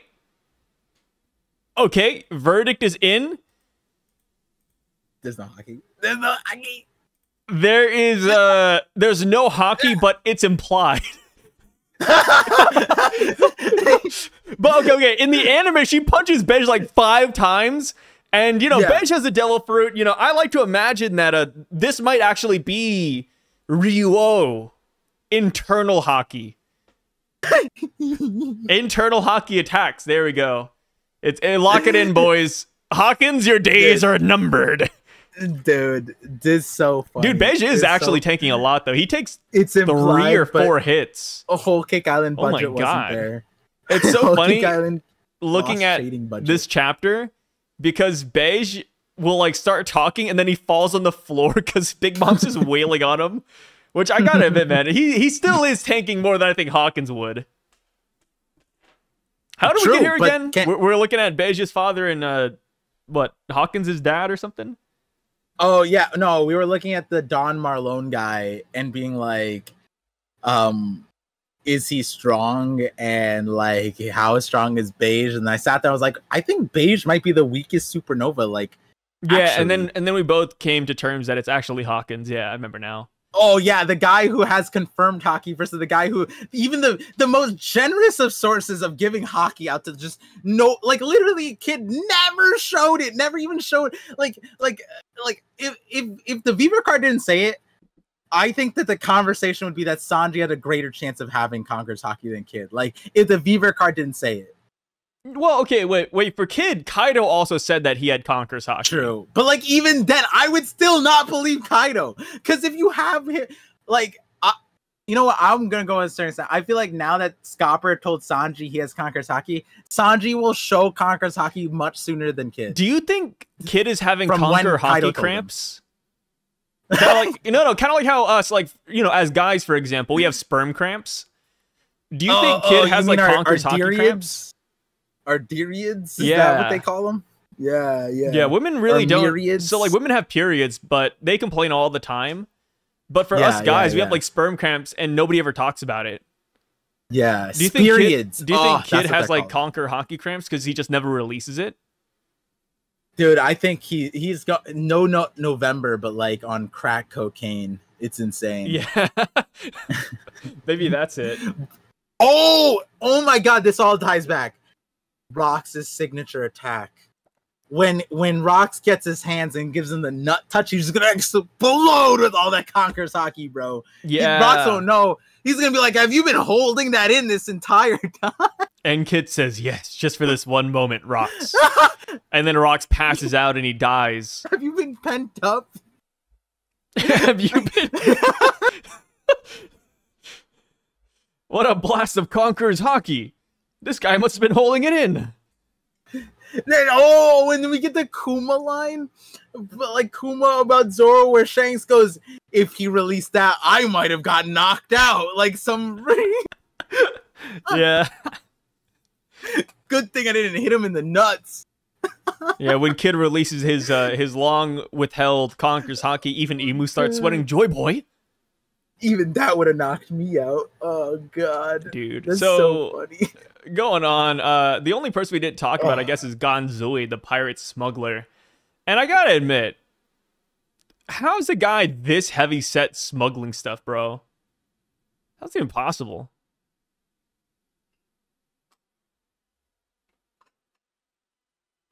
That's a great point. Because, like, I was thinking about with like Harald, right? That I had the same idea. How does he sneak in? Well, he didn't. He got caught immediately. Not even just got caught. He got accused of crime. Yeah, he didn't do. That's how much he stood out. They were like, it must be. I'm gonna say it right now too, man. Ganzui, he looks like a smuggler. Oh god, what the fuck? Ganzui, he looks like a smuggler. I don't trust this guy. What's up with these Chinese names too? Wang Ji, Ganzui. I was like, what is going on with this, bro? Like, is this guy like, is he a part of the Silk Road or something? Dude, it's. Oh man, you won't go. Wait, how far did Solo Leveling get? What's the last thing they covered? Solo, he just killed the ant dude. Ant King. Oh, so Jeju Island. Yeah, Jeju Island is where they ended off. Okay, so you get oh man, I want to watch it just for this part. I mean, I'm gonna watch it eventually, but the Japanese team, they were like trade. I don't want to spoil, but like they were. Spoil it. You spoil everything already. No, not you Solo spoiled JJK. Spoil Solo Leveling, man. I don't mind. Okay, so one of the biggest controversies with Solo Leveling getting in that adaptation was that people were like, "Oh, Japan's given a terrible reputation of like, and this will never see that day, like the light of day or anything like that." What was I gonna say with that? I forgot what I was gonna say. I had a huge thing. No idea, oh my dude. god! You literally were going on about Solo Leveling and how it relates to all the Chinese people here. So Now I remember up? it. Yeah. It wasn't to you, it's to Oda. Oda gives all the Chinese names, like, because he's Japanese, he just paints the Chinese names in a bad light. Is that what it's gonna happen? No, Anytime we Wang see a Ji Chinese-esque name, pretty good, dude. Yeah, but that's what we want and hope. But well, Wang Ji is actually a Japanese pirate, I think, right? Like, was that or no? Was he a Chinese pirate? Or was he a Chinese guy who was a pirate in Japan? I think he got respected by the Japanese. Something like that. I think that's the real story. I typed in Wang Ji Chinese man, and the Wikipedia page says that Wang Ji was a real person, also named Wu Feng, and he was a Chinese pirate lord. Yes, but in Japan. No. What? Yeah, I thought his last thing was in Japan. He was the head pirate syndicate stretching over the East and South Chinese seas. Oh, so East to Southeast China seas plus Japan and Thailand. So he's kind of everywhere. So if you're in Asia, you know about Wang Ji. Well, so yes, but I'm pretty sure he had the he was the pirate lord, but he was the Woku pirate lord, which that was the term for Japanese pirate, because he established his headquarters in Japan. Yeah, Goto Islands in Hirado. That's what it was. He fled to Japan after, and he brought guns to Japan too. Yeah. So he was a smuggler type of thing, coalition of merchant pirates in China, the Bitataming protectionist and things. And I guess when the Chinese government was after him, he fled to Japan, and then he associated himself with like the Satsuma clan. Wang Ji sent out pirate fleets to raid the coast of Chinese mainland from his island bases, and he was gathered all over Japan. The pirates are called the Woko, which is Japanese pirates, and the raids became known as the Jiajing Woku raids. These raids did not fail. Morge might convince you otherwise, but these ones definitely did not fail up until I think one of them did. I think. Yeah, I'm looking. So maybe Morge was seeing that. I'm looking at his map right now. It's more than just Japan. He's like all over Southeast Asia. Like, he pretty much, if you live along the coast, which, I mean, Japan, obviously, an island, you will be visited by Wang Ji. He's pretty much everywhere. And he was executed in front of an audience in China as well. Yes, but that's because they captured him. He was headquarters in Japan, to the point that he is low-key commemorated for it. He's commemorated as Sino-Japanese figure of trade instead of piracy. So Japan didn't see him as a villain. That's why. Because that was his headquarters. So he was China's villain, but that's because he went to Japan, headquarters there, used the islands of Japan, took over all the Woku there, became the pirate king, known in there as a thing, because he wouldn't be known as a pirate in Japan. He was known as a merchant thing. So yeah, that's where it's interesting. His legacy has some very... It's funny. I'm looking at it right now. Base of operations, it just says East China Seas, which, I mean, I guess that includes Japan, though. Yeah. So, like I said, if you're along the coast, you're going to see this man. The other thing that Wang Ji, this is actually really important for Japanese history. Japanese, the tie to Portugal. Japan was in isolation, and one of the main cultures that Japan still managed to associate with through a few different methods was the Portuguese, and obviously ties to Brazil because Portuguese colony, whatever. But there's a lot of Japanese things in Portuguese stuff, like tempura shrimp is actually something brought over to Japan from, it's a Portuguese dish, not a Japanese dish. tempura is a Portuguese thing. And Wang Zhi is celebrated for bringing the Portuguese to the city, ushering in the nanban trade in Japan, which is why he is so known there. Nanban trade is a huge thing for development down there. One thing that's funny is that, you know, like, this isn't even the smuggler we're talking about. We're talking about Wang Zhi, not Ganzui. Ganzui apparently not a real like Chinese phrase, but Guanzu, or I can't pronounce this, man. It does say that it is to make drunk or to get drunk. So maybe he was smuggling alcohol. The alcohol smuggler. No, Ganzui is just a puppet. Wang Zhi, it's the real like smuggler. Yeah, it's like a figurehead. He doesn't want people to know he's like this massive overlord, and Ganzui is just like his right hand kind of guy. That's probably what it is. So, anyways, Ganzui, do you think he dies at God Valley? Whenever Wang Zhi dies, that's why he also has the Chinese name too. Everyone else has non-Chinese names. Is it a coinky dink that the other name that you can't pronounce is shared by the other guy's name that is from the ethnicity that you can't pronounce? Do you think we're gonna see more Chinese people? Yeah, there's Kano Kingdom, aren't they? They're supposed to be Chinese. Oh yeah, I forgot about those guys. Yeah, I don't like Kano Kingdom. I mean, there's a world where Ganzui is Kano Kingdomese. Or Cantonese? Yeah. Yeah. Not to be confused with Cantonese. So I wonder what's gonna happen when we go back to the Void Century. Like, what do you think is gonna be the naming scheme for the Ancient Kingdom? What was the segue? What kind of No, because we're talking about like the Chinese, right? I mean, it is like a thing, right? Like, you know, we have the Chinese pirates here. You know, go to Dressrosa, we have like Spanish, right? Wano is all Japanese. When we go to the Ancient Kingdom, what kind of naming scheme are we gonna get? Like Native English? American? I think English, right? Because Laughtail is English.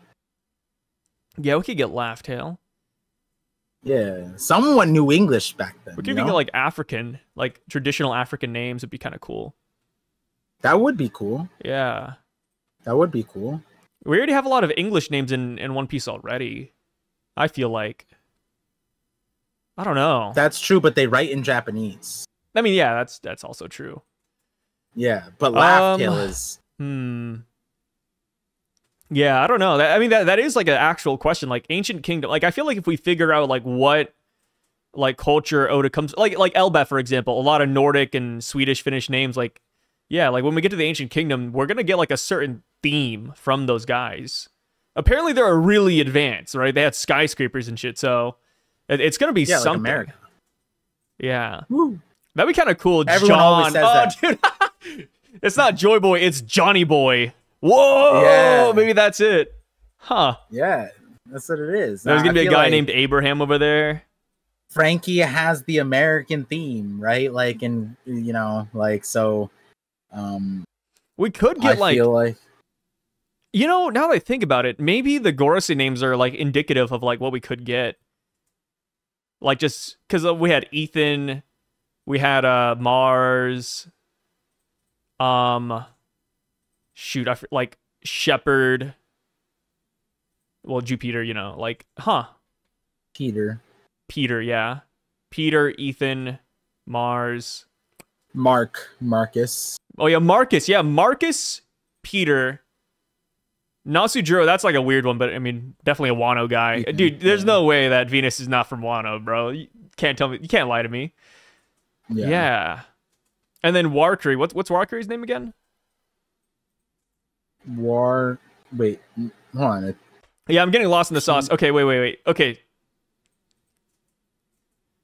J. Garcia Saturn. J. Yeah, so J, Marcus, Top Man, Ethan Baron. So, but Ethan, yeah. And then Shepherd Peter. So yeah, these are like very like American-esque names. So wait, besides the other one. What was that one? What was the Top Man? Top Man. Wait, that's his name? Yeah, his name's Top Man. What the heck? I mean, I think that sounds Americanish. So, Top like, you know, as much of a meme as it sounds, like, we could literally go to, like, the Void Century and be like, I don't know. No, Cain and Abel aren't exactly, like, English, but, you know, Cain, Abel, we could be like John, I don't know, Josiah. Yeah, we could go Abrahamic. Yeah, interesting. Yeah, We yeah. could get, like, I mean, Latin considering the names world even. government is Latin Vatican, would be kind of cool. right? True, yeah. So, wouldn't it Huh. be counter to the Vatican? Something that was antithetical to the Vatican? Like an Oliver, a Liam. Did that work? Well, imagine getting like a Braxton. A Braxton? What would that be? I don't know. I'm just Braxton naming out Hicks? names. Braxton Hicks are the labor cramps that women get that aren't pregnant. Like, it's not indicative of, like, contractions. They're, like, phantom contractions, I think. I think that's what Braxton Hicks are. Like, we could go to the Void Century and meet a guy named Steve. Like, unironically. Yeah. There was a series I was just, like, looking at, and was it? I forget what it was. And I was just like, you know, something about just, like, a simple... like, is this a simple name? Maybe it makes it more memorable. I forget what I was watching. I forget. Yeah, it's interesting, man. But yeah, shout outs to China, man. China, man! Let's go. Love these guys. Shout so, outs. shout outs to them. We go on and we see that King Harald is telling Roxy Xebec, no, you know, I'm not going to join your crew. Yeah, I'm not doing that, which is kind of crazy when you really think about it. Like, if King Harald actually did join, so much would have changed. Like, I think the whole dynamic of God Valley would be so different, man. If Harald joins, does Rox lose? I don't think Rox would win God Valley necessarily because there's still so many factors working against them. Uh-huh. Like, we don't know, like, who fought who, blah, blah, blah, right? But Or how they fought. But I do think that Rox would have survived. I you know, like, we could say, you know, they win God Valley, but I at the bare minimum, I think they'd survive.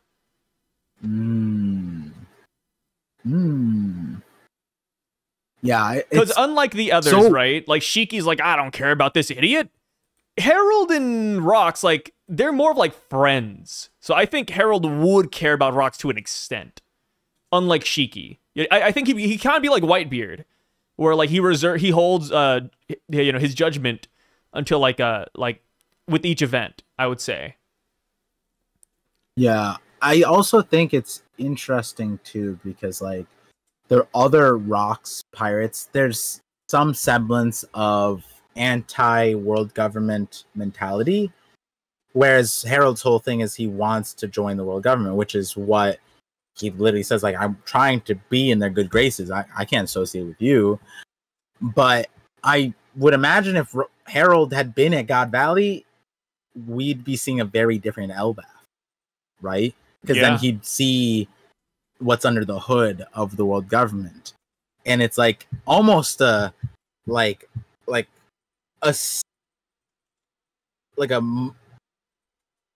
would completely alter the timeline if Harald just had seen God Valley.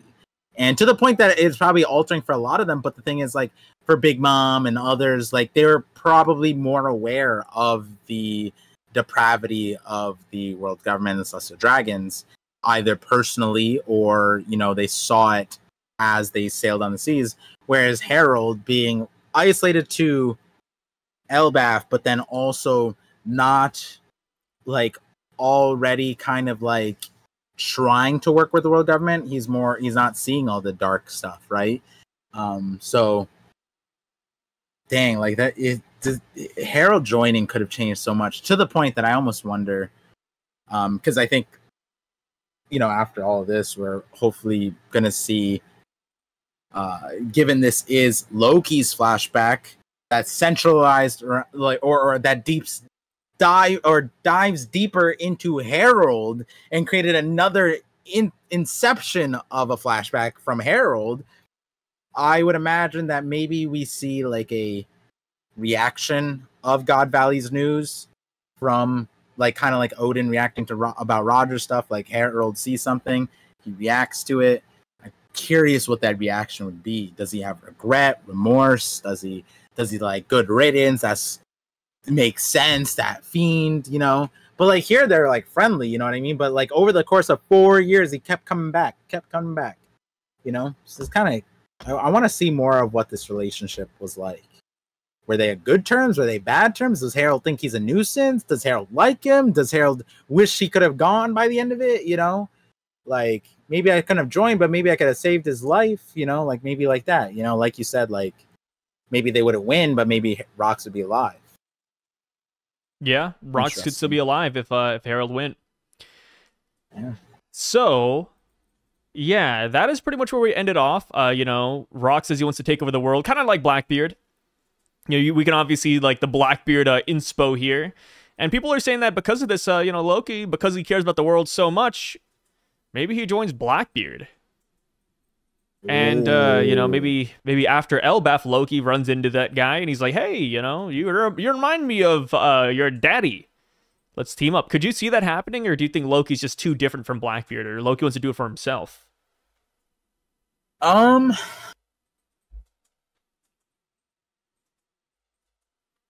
It's interesting because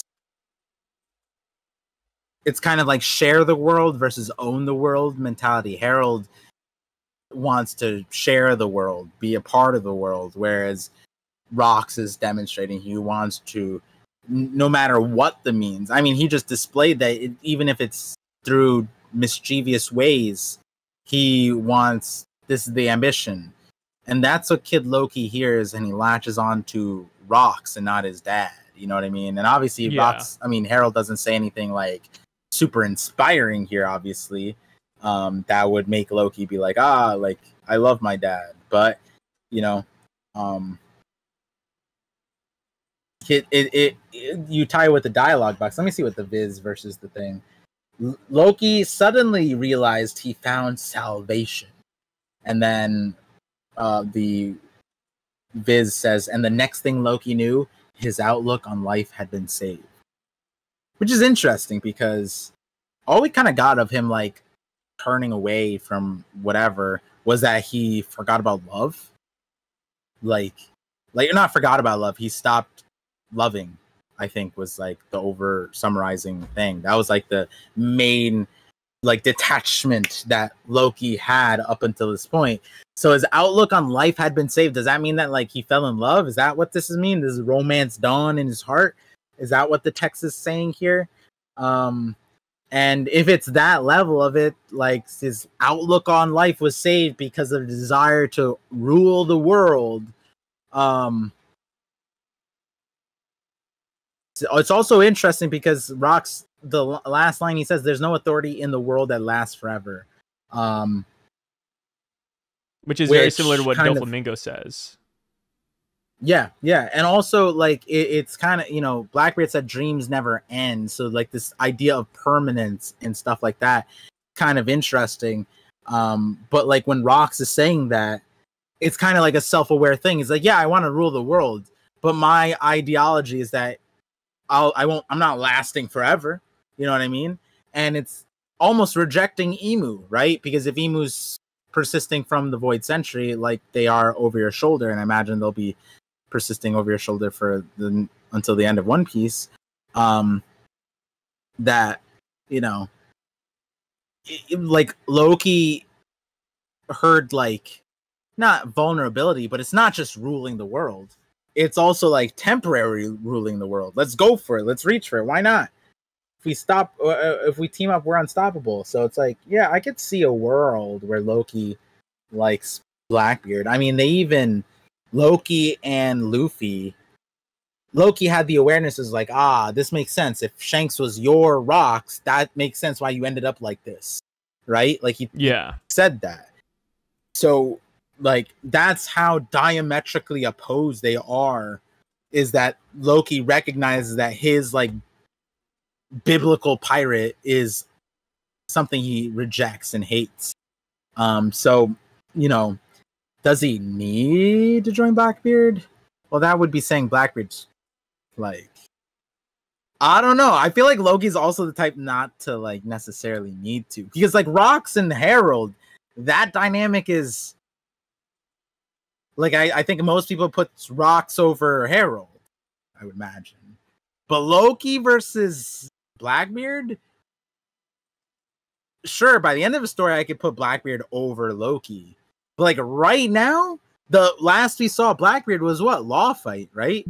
Let's put Loki where Blackbeard was. I think Loki Law dies. Like, right? Like I feel like there's no escaping that. Yeah, I don't know. That's a tough one. I feel we haven't like seen Loki fully fight. Yeah, either, but I mean, you could say the same with Blackbeard too. Yeah, I kind of cooked him with that one. Yeah, I mean, I think Blackbeard is stronger than Loki. Like maybe Blackbeard, like the way Blackbeard fights, it's very much like Luffy, where he's like a slow starter. He fights like Goku, right? Goku starts with Super Saiyan 1 base form sometimes, and then through the course of the fight, he gets stronger and stronger. That's kind of like Blackbeard. Like, we always see him get his ass whooped in the beginning, and then we off-screen it, and then we come back and Blackbeard wins, and it's like, wait, what did we miss out on? I mean, a great example would be like the Shanks thing, right? Shanks, to this day, is still like, hey, like, you gotta let's keep an eye on Blackbeard. Like, something's going on with that. That would be the main reason he joins Blackbeard. Because for the Shanks revenge? Well, not just the revenge, but he hates Shanks so much, and we don't know how that goes down, but Loki lost to Shanks. He got imprisoned because of Shanks. And here is a man who undoubtedly scarred the man. You know what I mean? Like, that is a huge, like, what we know that Shanks didn't get anything from Loki. He fought Loki, put him in prison. That Shanks didn't lose an arm. He didn't get scarred. Still has red hair. You know, still has his blade. Loki didn't do anything.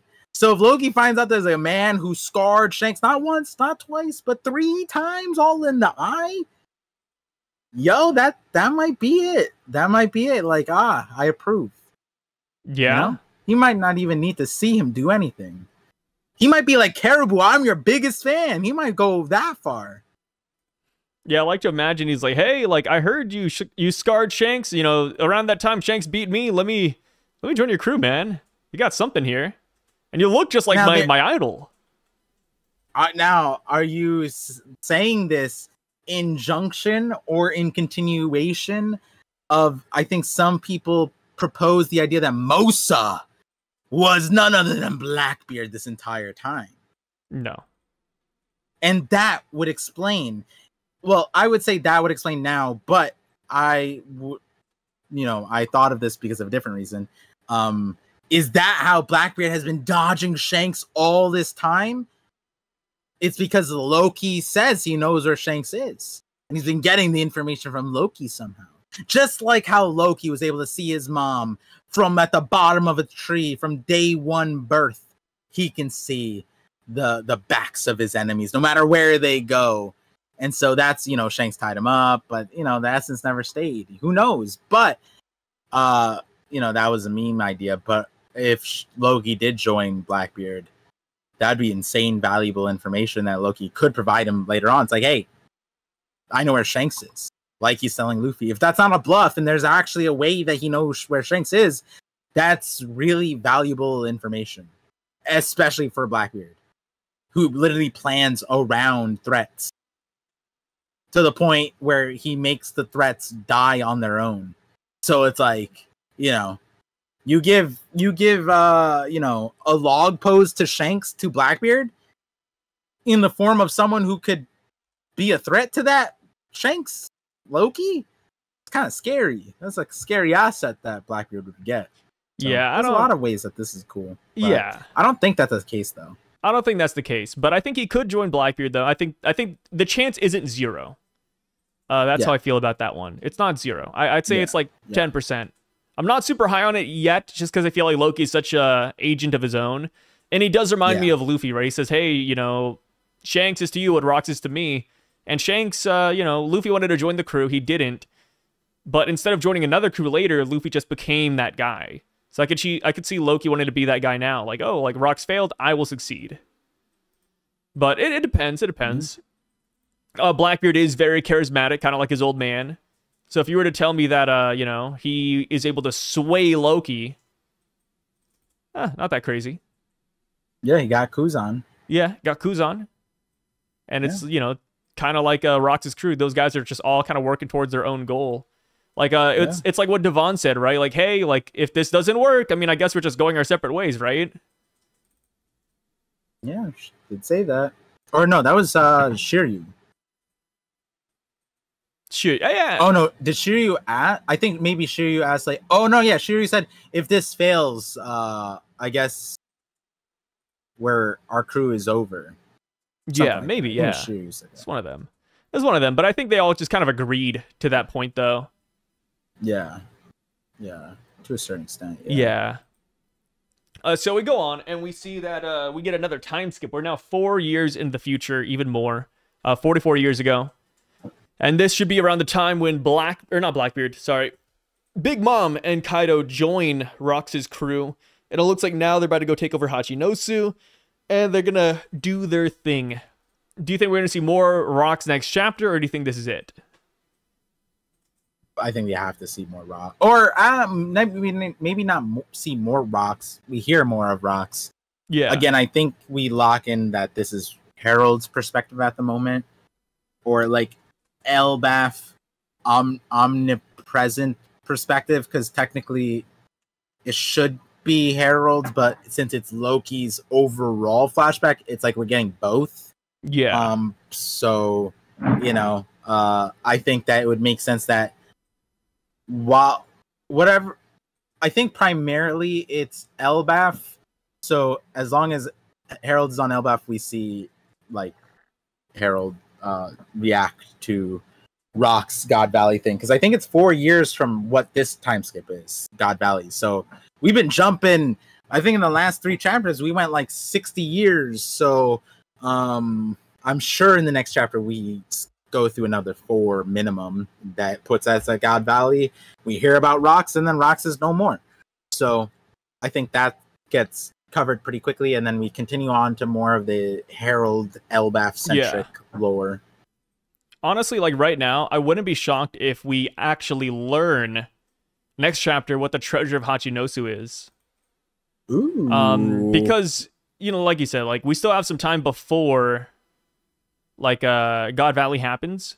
And we know that somehow, some way, the Celestial Dragons get the treasure of Hachinosu. I think we're going to get that from Harald. I think Rox, being such a Harald fan or friend, would come by to Elbaf, and he's like, "Hey Harald, look what I got. Like, you wanna come over to my island and see this? Like, I got this crazy treasure, whether it's a devil fruit, a kid, or something." And then Harald is like, "Oh, that's awesome." And then he goes to the world government, and Harald could be like, "Hey guys, please let me join." And like, "Oh, you have nothing to offer, King." And it's like, "I'll give you the treasure of Hachinosu." Maybe that is how they get it.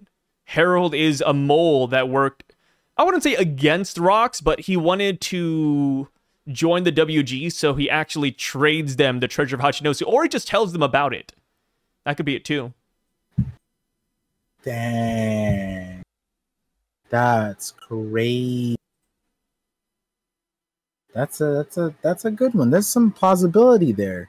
I could see it happening. I think some questions would be like, because then it would like line in, like, you know, the big questions: how did they even steal it from Hachinosu, right?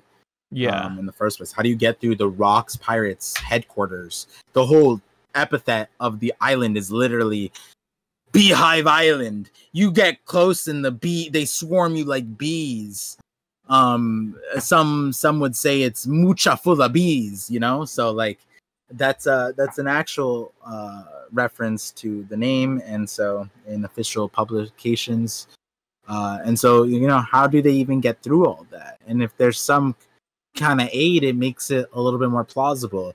But then the knowledge of its existence is also just another question mark. How do you even learn about this? If it's the treasure, surely it's not as public as one would think. And then, you know, Harald providing assistance one way or the other, a betrayal of some sort, but also a way to sow dissonance in the Rox Pirates, because if it's a closed kept secret and they don't immediately think that Harald was the leak, then they would assume each other. And that could also, like the Kaido line, it's like, pirates just betray each other.